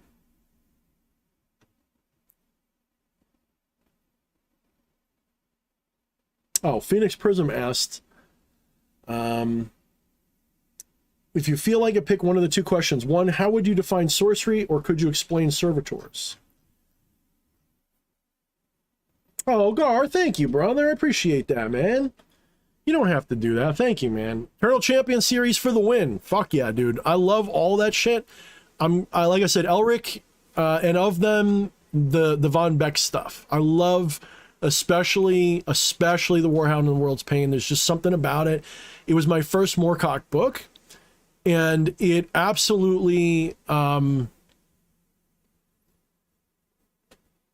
shaped so much. It was like the first time I ever heard of the idea that Lucifer might not be that bad, and it really resonated hard. Like I fell head over heels for that book.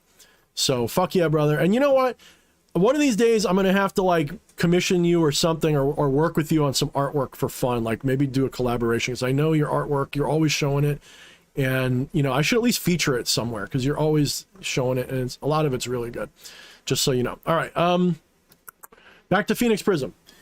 And by the way, Wyatt, I answered your question earlier. You have to rewind the tape. I sort of answered it. Maybe not perfectly, but I did answer. All right. How would I define sorcery? So sorcery comes to us from French, and it refers back to the Latin sortiarius, which was someone who would sort of influence things by way of drawing lots, casting lots. And lots back then were usually little sticks, and you'd hold a bunch of them together and you throw them, and however they came out, I think there was like numbers on them or something, that would be a divination tool. And a sorcerer was actually a negative term. So you could be a magician and people respected you, but a sorcerer was less respected. Sorcerers were all about sort of influencing fate, either because you could predict it or because you could change it. Now, the challenge here is this. If you were watching earlier, you know that I describe reality differently than other people. It's not a matter of belief per se, but the model of reality that I utilize is one in which I realize time and space and all of these things are illusory, or should I say, they're illusory products of primordial ignorance. Primordial ignorance is the infinite non-dual divine in its normal state. When I say normal, I mean at its maximal state or whatever, is omnificent. It has all knowledge, all awareness, all presence, all being, all power, etc. It's omnific. However, it's having a mortal experience right now in the form of you and me and everybody else. This omnific being exists outside of time, outside of space. When I say outside of, I don't mean separate from. I mean time and space are things which are inferior to the divine. The divine is, and there is no other thing we can say about it. It is. It is aware, yes, but it is. It is timeless. It is spaceless because it's infinite. There's no beginning and no end, no edge to it. So when you have this infinite thing, it can't have time or space to it. But it has the experience of time and space because consciousness has been focused on this point we call here and now in your mind, in the human brain. Consciousness is focusing on this part of the fractal that looks like your brain's activity right now. And as it looks at this, it has the daydream of reality. Okay? So what does this have to do with sorcery and magic and all this? The wrong interpretation of sorcery and magic is that you change reality by way of doing these things, or you predict reality, how it's going to happen. The proper understanding is that consciousness isn't locked into necessarily one timeline. And even if it is, it may be possible to get a clue as to the future. Now, I have said in all of my books that magic done properly is completely indistinguishable from a perfect prediction. That is to say, you won't be able to tell the difference between whether you caused the outcome or predicted it. If you're doing it properly, the moment you decide to do a ritual for money, you didn't cause the money to happen. The money was inevitable. The ritual was just something you did in between for fun. The ritual didn't get you money. The money was always going to happen. The ritual was just a way that you encapsulated that getting event to be significant. What magic is doing is setting up, and when we say magic, we do have to distinguish between thaumaturgy and theurgy. They are a little different. You can use them for some of the same things, but the one is usually more results oriented, and that is thaumaturgy. Thaumaturgy is the influencing of future events, okay? Miracle doing, miracle making. That's sorcery. That's hocus pocus magic. What it's really doing is setting up a future synchronicity. When magic is working correctly, you are setting up a future synchronicity. You're not causing the synchronicity to happen. You're setting up the synchronicity to be something you recognize.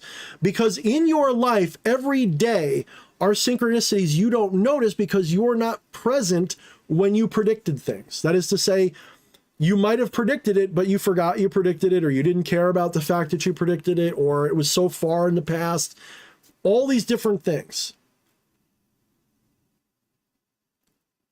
But on the other hand, if you're doing rituals for things, there's a much higher chance that you will notice these synchronicities. And so long as your net is wide enough in what you accept as a success or failure, you will find that you always learn something about your higher will in the process. So the novice mistake is to think that magic is like a vending machine that has a punch code access where if you get it right, you get what you want. And if you get it wrong, nothing happens. It's incorrect to think of it like a cheat code to reality. I know that's popular. I know that's what a lot of postmodern chaos magicians like to believe. I know that that's where that's the hot thing, is to think of it like a cheat code and hacking reality and all that. That's cool if that's what you like, but that's not what's happening. That's the novice beginner level understanding. And it works for a lot of people. I'm not even going to say they won't have the experience of it working, because they will. That's not in dispute. It's sort of like have two people. One person is going to say, I'm going to make the sun rise in the east tomorrow. And the other one's going to say, the sun's going to rise in the east tomorrow because the earth is rotating. They're both going to be able to predict the event. It's just one of them is more right. Okay? They will both have the experience. Like the guy who says, I made the sun rise, in his mind, he did. I mean, challenge him to be able to not do it tomorrow, but you know what I'm saying. So you will have the experience that ego will latch onto and say, I caused that. That's the ego trap side of magic. The liberating side is to realize that the divine will, as a non-dualist, there is no higher will. There is no will that's separate from you. But it is different from the ego's desires on a lot of cases.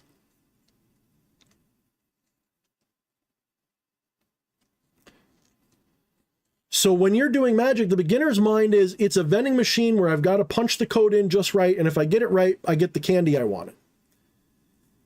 And so when they don't get what they want, they will go back to the drawing board and try the ritual again and maybe change something in it. You know, they'll use a different candle color. They'll use a different spirit. They'll try to say the words better, whatever their difference is. Then you get a little bit more superstitious. And people will say, well, the spirits didn't want it to happen. It wasn't time. You know, maybe my intentions were wrong or something like that. They'll give themselves an excuse, something to work on. What the master realizes is it wasn't the magic that was wrong.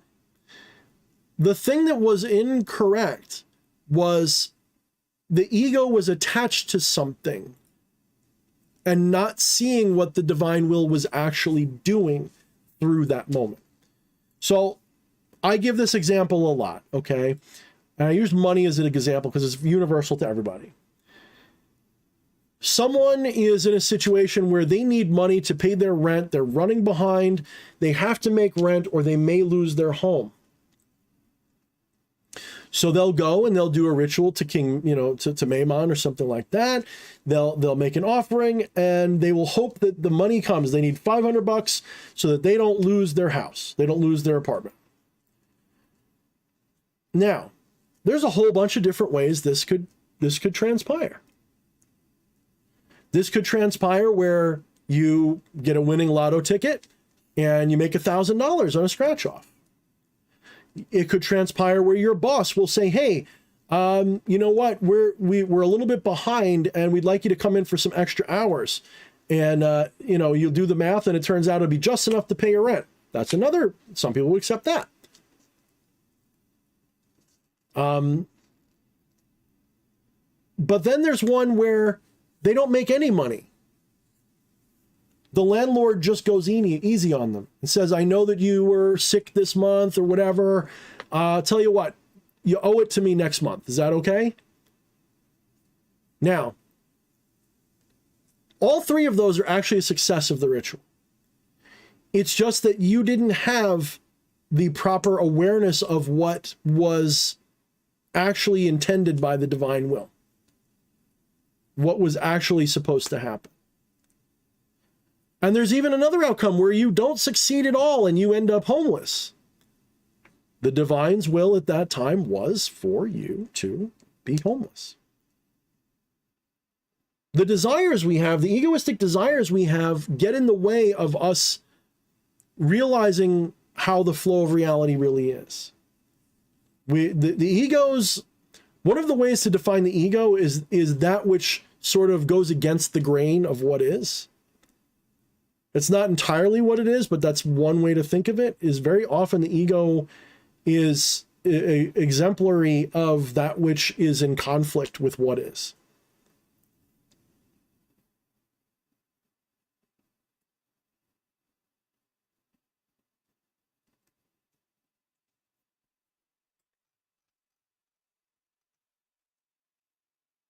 Freedom Fighter asks, should you reward a daemon if the result is not manifested?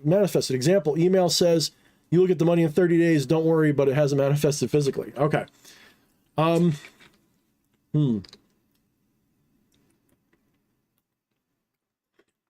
So, what is a daemon? Let's start there. Replete with wisdom. A spiritual being that is replete with wisdom and knowledge. It is a guide. It is not a doer. One of the mistakes that people, demonolators in particular, will make is they fall into the same ego trap pattern that Christians are in and other superstitious people are in, where they think gods, theistic beings, provide for them, give them things. That is not to say that weird shit don't happen as a result. That is not to say that asking a daemon to achieve something means it won't be able to do so. But the point of these beings is not to do for us. That is an archon that you're invoking if you're trying to do that. And archons work for themselves. They work to limit you. Think of it like this. You know the song, you know, "Oh Lord, won't you buy me a Mercedes-Benz," right?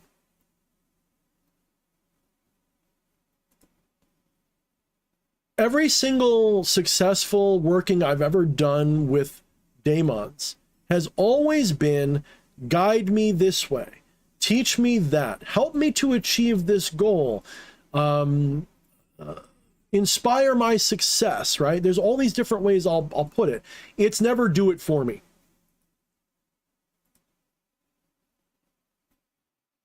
It's never do it for me. It's never been do it for me.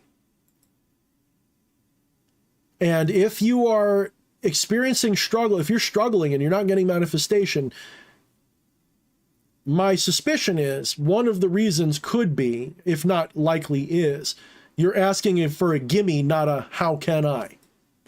And it sounds like a Christian thing. This is what Christians will tell you. Don't ask the Lord to provide, ask the Lord to guide, right? Well, it's no different. Their God's another daemon. They just don't know that. We get all twisted up in this tribal shit like we got to be enemies and can't think the way they do. They're not wrong about a lot of stuff. A lot of what they do is actually good magic. We just tend to shit on it because we like our spooky woo. It's not different. It's the same thing. Their God is a daemon too. It's fact. They don't like it because they have a deity in their mind that created the universe. No, what their deity did was inspire an understanding of the universe. That's a daemon. And an egoistic archon at that. Because it takes credit for creating it for them. I don't want to rant too hard about that because it always gets funny. So, if it hasn't manifested, honestly, it's up to you, because my own perspective on these beings is not theistic. I'm not saying they don't exist. I'm saying that none of us exist. We are all the same divine thing, having a dream that we're a mortal being or something like one. They're no more real than you and no less real than you, but they are not what you think they are. When you're making an offering to these things, this is not because they care about whatever it is you're giving. It's sort of like there's a meme that goes around every now and then, and it's I think it's a picture from what is it? I don't know. It's a picture from a movie, and it's like two dudes drinking coffee or something like that, and it's like, you know, you pay your gods with like just good coffee or something like that, and they change the world, right? It's like, this is some good coffee and crackers and shit. Yeah, I'll tell you what, you won the lotto next week. You know, it's like they don't care about your tobacco. They don't care about your drink. They don't care about that. They that's not how they operate. But there's an energy. When we say energy, we don't mean like electricity, like a battery. We mean energy in the form of emotional content, mental content that is given when you do an offering. There's a thought, there's an attention given. These beings are egregoric. Egregoric entities cease to exist if they're not dealt with, talked about, remembered, etc. If they go long enough without anybody remembering them, they fade from the collective conscious to never reemerge in a hard form again. They get lost. Their influence will still be there because archetypes are a thing, but because all egregores are formed out of an archetype or an aeon, shall we say. But there is no Zeus living on literally Mount Olympus in the astral. Like, you can visualize that, you can have that imaginary understanding, and there is an entity there. There is potentially something with divine consciousness in it, sure, but that doesn't mean that it is what you imagine it to be. It's wearing that mask for you, but that doesn't mean that's what it is. So if you want to make an offering to it, you're not really paying it anything. It's not really a mercenary.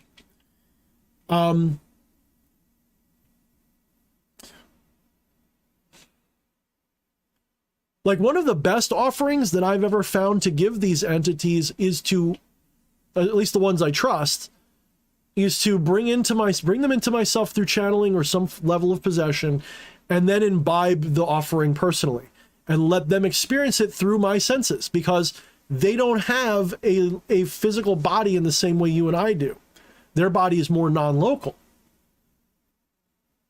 I don't want you to take that too literally. Think of this metaphorically, by the way. They don't have the vivid senses you're having.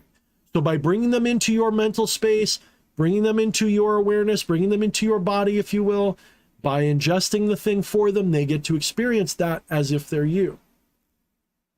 Very potent offering. So, let me ask you, instead of telling you which one to do, which one feels right to you? I would say this: if you don't get what you asked for, I wouldn't give it an offering, because you're reinforcing the wrong behavior in your own subconscious. If for no other reason, you're sort of, unless you've said you were going to make the offering anyway, which sometimes you do, there's plenty of rituals that I've done where it's like, I'm going to make the offering whether I get it or not, because it's a respect thing. Sometimes it's, you showed up, that's all I needed, because I'm looking for guidance, not something to be done for me. I've found that almost any spirit will answer like one request for you, and then you're on your own. They will guide you for the rest. Every spirit that I've ever worked with, it's like you get one free wish, and then from that point on, they just tell you how to do it. That's just been my experience. Other people get different ones. Maybe that's what's going on with you. Maybe instead of asking for them to do it for you, you need to sort of try to understand what you need to do. But I would examine the whole situation and try to figure out your own egoistic desires and where they're coming from. Are your desires wrong? Maybe your desires are just not what the divine will is looking for. What we desire sometimes matches perfectly what the will has in mind for us. Sometimes not.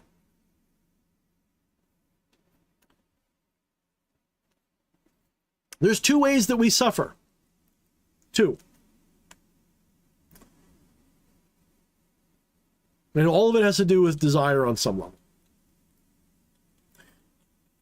We either suffer because we don't get what we want, or because we care about what we get.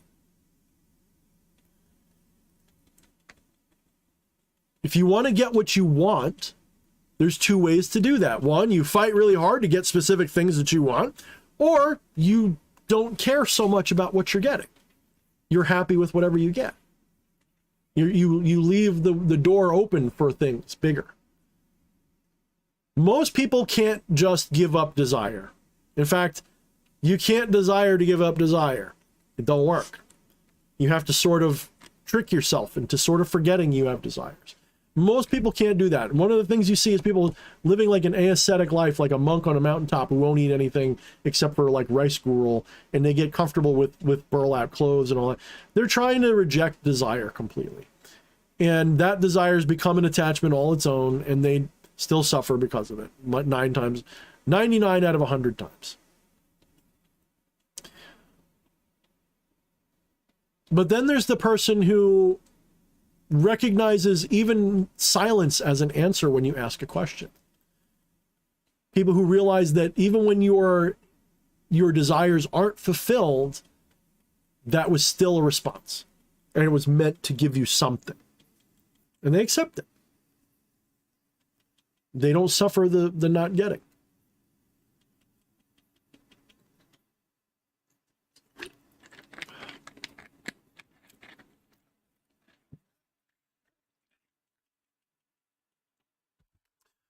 BB Rose asks, hey, good evening, DH. I would love to talk about art and magic. What are your thoughts on expressing consciousness through art, or go into ritual through with art? Okay, magic is art. Magic, okay, so this reality that you experience, I like to call it the simulacrum. The simulacrum is a linguistic symbol. It's a mirage, but it's linguistic by nature. I don't mean just spoken linguistic. I mean artistically, symbolic. It references something that is more true than this. This is a mirage that represents something else. Magic, by my definition, is a form of art. And art, Gar just said it, art is magic. They are indistinguishable, in my opinion. If you go back in history far enough, you find that they're always like this. This doesn't just mean visual arts. This means music. This means drama. All forms of artistic expression have their origins in magic, on spirituality in some level. All of them. All of them. Every single one has always been intertwined with spirituality from the beginning. You cannot separate one from the other. Even someone who's a total atheistic skeptic who just likes to doodle, they're still doing magic. I just don't think of it like magic, that's all.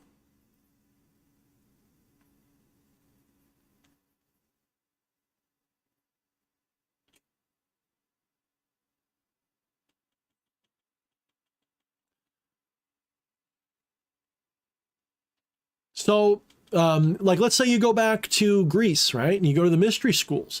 They would, you know, the whole origin of the idea of theater and drama comes from the practices of people doing magical rituals that required actors to do them. Actors were like the operators of a ritual. You go to the Eleusinian mysteries and you go into the caves, and they would get you high on the Kikion, and they would put you through the mythology of Persephone and Demeter, and you'd go into the underworld high as a kite on this combination of alcohol and probably some psychedelics in there. And you were the centerpiece. You probably played the role of Persephone.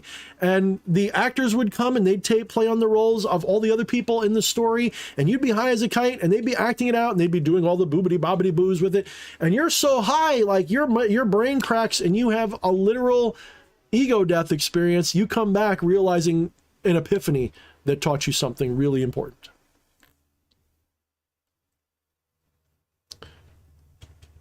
Drama is what we got out of that. Years go by and the essence of spirituality is pulled out of it. People just enjoy it. It's not just for magic. It's also just for entertainment. And then art becomes a form of entertainment too. And Gar's bringing up the cave paintings. That's absolutely correct. The cave paintings were always intertwined with their mythology and belief and magic and spiritual practices. It was not, they were never, in fact, if you understand why they were in a cave in the first place, you realize what was actually going on was something that eventually became the mystery schools of the ancient world. Because they almost always required going down to a cave and getting high as a fuck. You have to realize that these Paleolithic peoples, you know, the Stone Age people in like France and all these other places where they find the cave paintings, you have to visualize them going into these caves as a magical, mystical practice. This wasn't just some guy who wanted to paint, you know, a picture of a turkey on the wall. This was a person who probably ate a shroom and was in there with a shaman of the tribe, and they were going into the womb of the earth. And you know why that's important? because the womb is the closest thing to the absolute, the divine that exists in our material experience. When you were an infant in the womb, you had the same kind of disobjectified experience that you have as the divine itself. Think about what you would feel in a womb. What would that feel like to be in a womb? Now, I'm going to cut you off before you get too far, because every thought you just had of what it would be like is framed from within your current sophisticated mind. You might say, well, the womb is warm and wet and it's close and it's comfortable and it's muffled and it's quiet, but I might hear some things. All of those sensations would be alien to you then, not because they're new, but because you never yet had anything opposite them to compare them to. Let's give me an example. You say the womb is warm. It's warm. Well, you never understood cold yet, so you wouldn't feel warmth at all. You would have no awareness of warmth. You just would be there. Okay, well, it's close. I would feel the womb around me. Well, you've always felt the womb around you. You've never had an experience of it not touching you. So you wouldn't have really that comparison that you could make that would make sense. So you couldn't say that I would feel snuggly and close to the womb. You'd have no difference between you and the womb. Just like if you were blind and you never ever saw anything and you didn't know what things were what, for whatever reason, and you rubbed your hands together forever, like since you were born, you wouldn't know that your hands were not connected. You would think that sensation is just something that happens in your... You wouldn't even know you had hands, is what I'm getting at. It's the same thing. When you're in the womb, you wouldn't know that you're not the womb. There's no difference in the baby's mind between the womb and the baby. It's all the same happening to them. The sounds, same thing. They've never had an experience of not having the constant thumping of the heart and the sound of the intestines gurgling. They've never known perfect silence. They've only ever known the gurgling of the mother's body. So would they know that as anything else? Would they hear the sounds the way we do? They certainly wouldn't be able to identify it. The thumping wouldn't be a heart. It would just be a constant thing. What about darkness? Oh, it's dark in the womb. Well, you've never seen light yet, so you wouldn't know what dark is. Oh, it's wet. You've never felt dryness. So that is why, like, the ancients understood. That's why you have that yoni thing, which is becoming like my favorite new symbol for portals.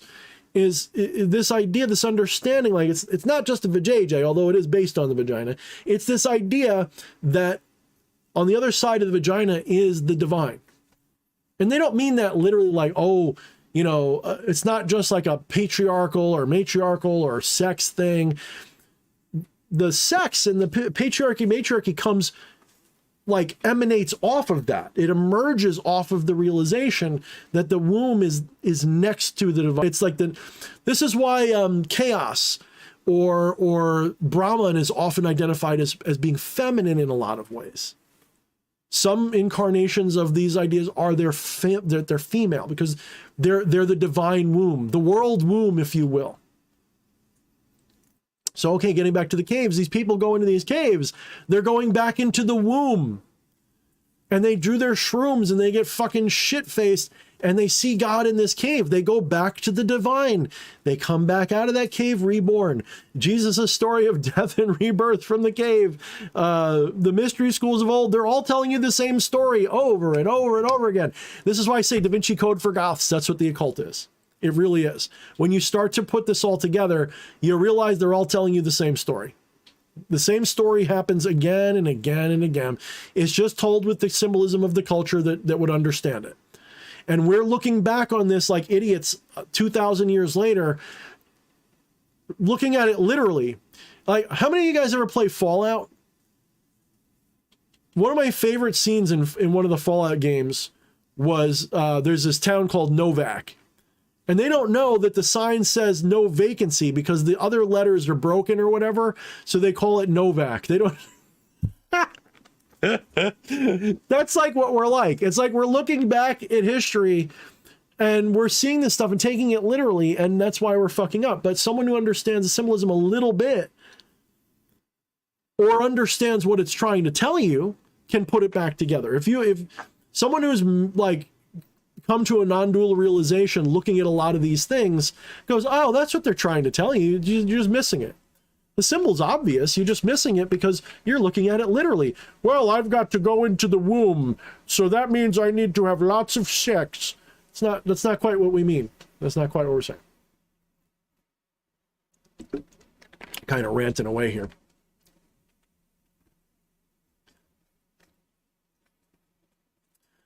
Go asks, I have maybe strange question, but when people say some person, God bless you, does that person have bless at that moment? I'm not sure what you're saying. Are they blessed? I mean,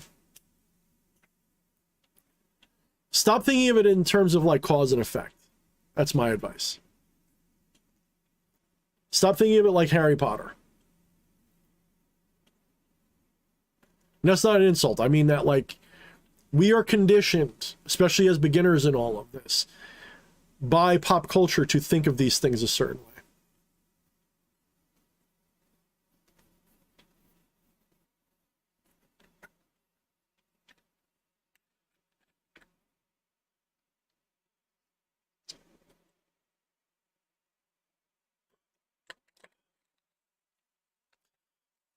You know, back on the art thing for another moment, one of the reasons why artists are so important and having an understanding of art is so important to magic is because any artist worth their salt, whether they're drama artist, you know, visual artist, sound artist, the artists understand better than just about anybody else the way we perceive reality. And they understand because, let's say you're a 2D artist, you like to draw or you like to paint. If you want to render an object, we'll say a ball. So you want to render a 3D object like a sphere. You've got to work with a bunch of shapes that when viewed by someone else, their brain will remember the concept of a sphere and sort of see it, even though there isn't one there. People say, oh, it looks like a sphere. No, walk this back a little further. If I draw a picture of a ball on paper, there's no ball there. Only an idiot would say there's a ball on that paper. There's no ball on the paper. There's no sphere there. There's some charcoal or some ink or some number 2 pencil, whatever the fuck you're using. Some lead, whatever. Graphite. There's no ball on that paper.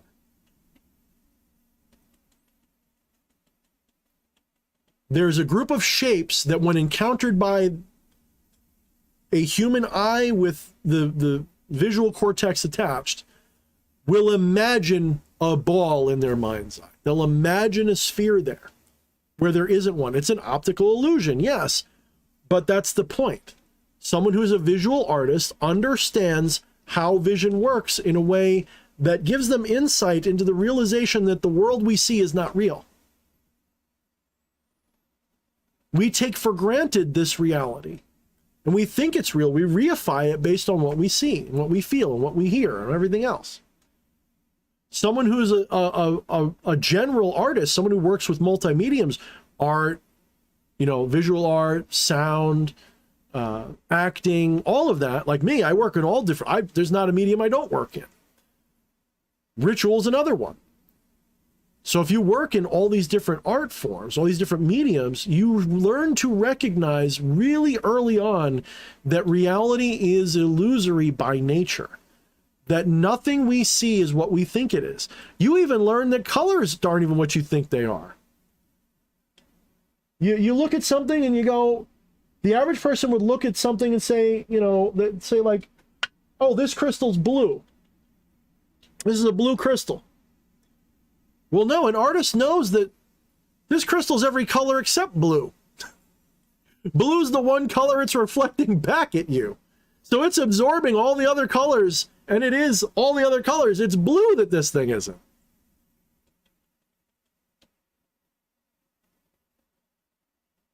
And then a really good artist who's a little bit of a philosopher will say, you know, this isn't even a crystal. No, because this is just a bunch of atoms and shit. There's no crystal here. This is just a hologram of a crystal. It looks like a crystal, but there is no such thing as a crystal. A crystal is another shape in the mind. And now we're getting into Plato's forms. That's basically what we're talking about. It's Plato's forms.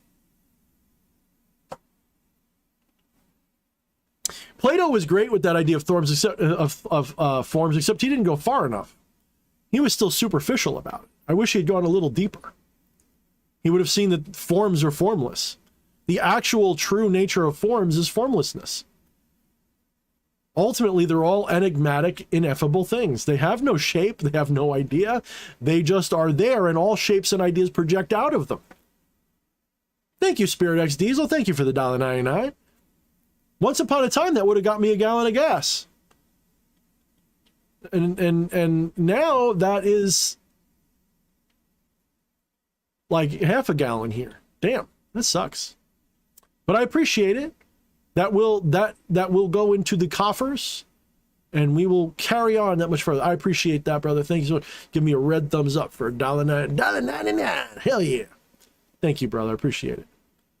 If you have a question, ask away. That's partially why we do these things. So, Gar says, any artist knows reality is whatever you can get away with. Yeah, kind of. I mean, you know, I remember noting to my wife years ago, I thought it was like this wise thing I said to her. Maybe it just sounded like I was mansplaining something to her. I was talking about comic books. And I said, did you ever notice that the main characters in comic books are the most nondescript of the characters? That is to say, they might have the most flashy outfit or hairstyle, but their face is almost always, at least in Japanese comics, their face is usually the one with the least detail. Yeah, why is that? Because you're supposed to transfer your own identity onto them to some degree. To some degree, they're a blank canvas for your mind to fill in who they are. And yes, you can tell, like, they'll have like big wide eyes for childish, innocent ones and thin eyes for mature, evil ones and all that. But specific caricature usually only happens with the side characters or the villains or something like that. The main characters are usually rather generic looking. They might have a cool hairstyle or a cool outfit, but their face is just an oval with a slot, bang, two eyes. That's usually it. And we go, wow, that's a cool looking character, because you've just put your own face onto it. Or you've projected the face of what you think a hero should look like onto it. People don't realize that. Look at your Japanese anime. Look at your characters.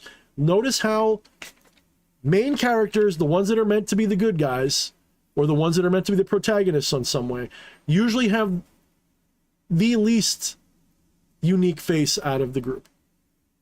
They have a very generic face. Not always, but it's a very common tactic, very common technique. One could also argue it's because, oh, they're going to draw it more often, so they got to keep it simple. That's true too. But that doesn't really hold water when you realize how often you have to draw the bad guys too.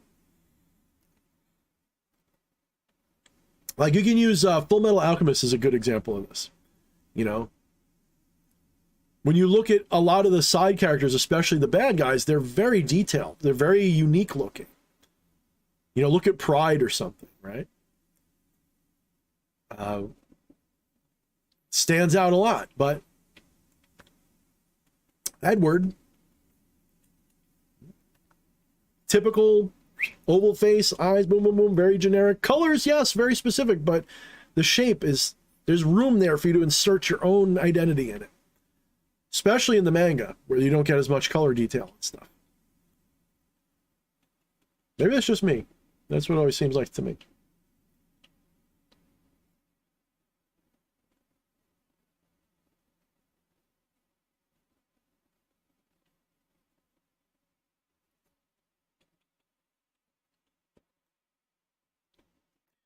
Gogo, I don't know anything about that. What do you think about the Vatican belief that the Orion stars are doors of heaven? That's why they use telescope Lucifer to watch the Orion stars. I don't know anything about that. Never followed that.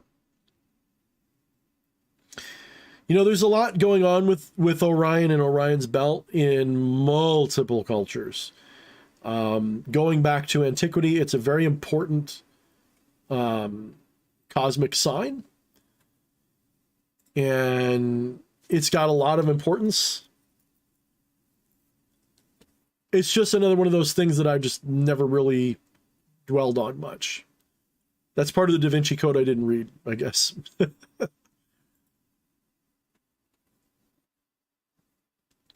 All right, guys, I think we're going to wind this down now because it's getting a little bit late. But I want to thank you guys for your love, support, and attention, and giving me something to talk about, and swelling my head, and making me feel wanted, and all that kind of good stuff. I appreciate you guys so much. You know, it's been a sloppy couple of years. Everything that's been happening since, especially the 2020 election, and the emergence, or should we say the revelation to the rest of the sleeping world that the WEF, the New World Order, all that is real. It's really taken a toll on me. And I don't say that, like a lot of other people, I'm this powerful occultist and other about it. No, fuck you. I'm here to keep it real, not to be one of those guys, you know. I don't think being powerful means nothing bothers you. A lot of this stuff has occupied me a lot. And, you know, it feels good to feel like I can get back into talking about magic a little bit more often lately. Sort of a sign that things are going better, but as always, make sure you got your preps going. Make sure you know where things are going. Make sure you have a little extra put away. Make sure that you're prepared for dark times, because we're not through this yet. We're not out of the worst of it yet. As we'll call it, the enemy, as they are pushed back, as they're pushed into a corner, they're going to get more desperate and do stupider things. In some ways, the most difficult thing will be to win. Because, like any cornered animal, it's going to fight back. They're not just going to surrender. They're not just going to say, oh, you got us, that's it. New World Order over. We're sorry. Here, take all your money back. We're not going to, you know, nope, not going to happen. You have to think of them like they're criminals being chased in a car. Even if the car catches on fire and it comes to a complete stop because it crashes into a tree, at least some of them are going to keep running and make you keep chasing. They're going to start shooting back, the whole works. This is not going to be over. Even when it's over. Even when it's over for them, even when it's clear that they can't win, they're going to keep trying to hurt, and they're going to keep trying to do things. So that means it's very dangerous. It's a very dangerous time in human history. I happen to believe that this is... What's up, Gage the Mage? I happen to believe that this is one of the great filters that all species have to get through. And we're rubbing our face on it right now. If we can push through this, then stars are the limit, probably. But I would also say that it is possible that freedom is the wrong answer. It is possible that being free means that our species dies. It is possible. I don't think so. Really don't think so, but it is possible. So be careful what you wish for.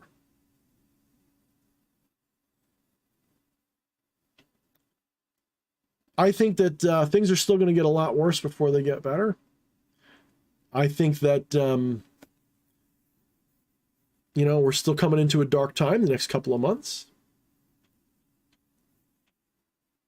September, October, August, always when things heat up. You got October surprises. We're about to start seeing the food shortages, really, from the fertilizer issues. So, keep your head on a swivel, guys. Keep minding those shadows. Be not afraid, as the angels have said, right? Be not afraid. Be prepared, though. Be prepared to be scared out of your minds. I don't know what's coming, but I still see something surreal coming in the near future. There's a good chance nothing will happen, but it's like, it's just like when like the black clouds for a storm are rolling in. There's a chance it won't rain, but man, it looks like it's going to rain. The black clouds are forming. Something surreal is coming. Will it happen? If I knew that, I wouldn't be sitting here talking to you guys. I would find a way to profit off of it, and I'd hide. If my prescient ability was good enough to be specific, believe me, I would not be doing what I do. I would have won the lotto already. You wouldn't even know who I am.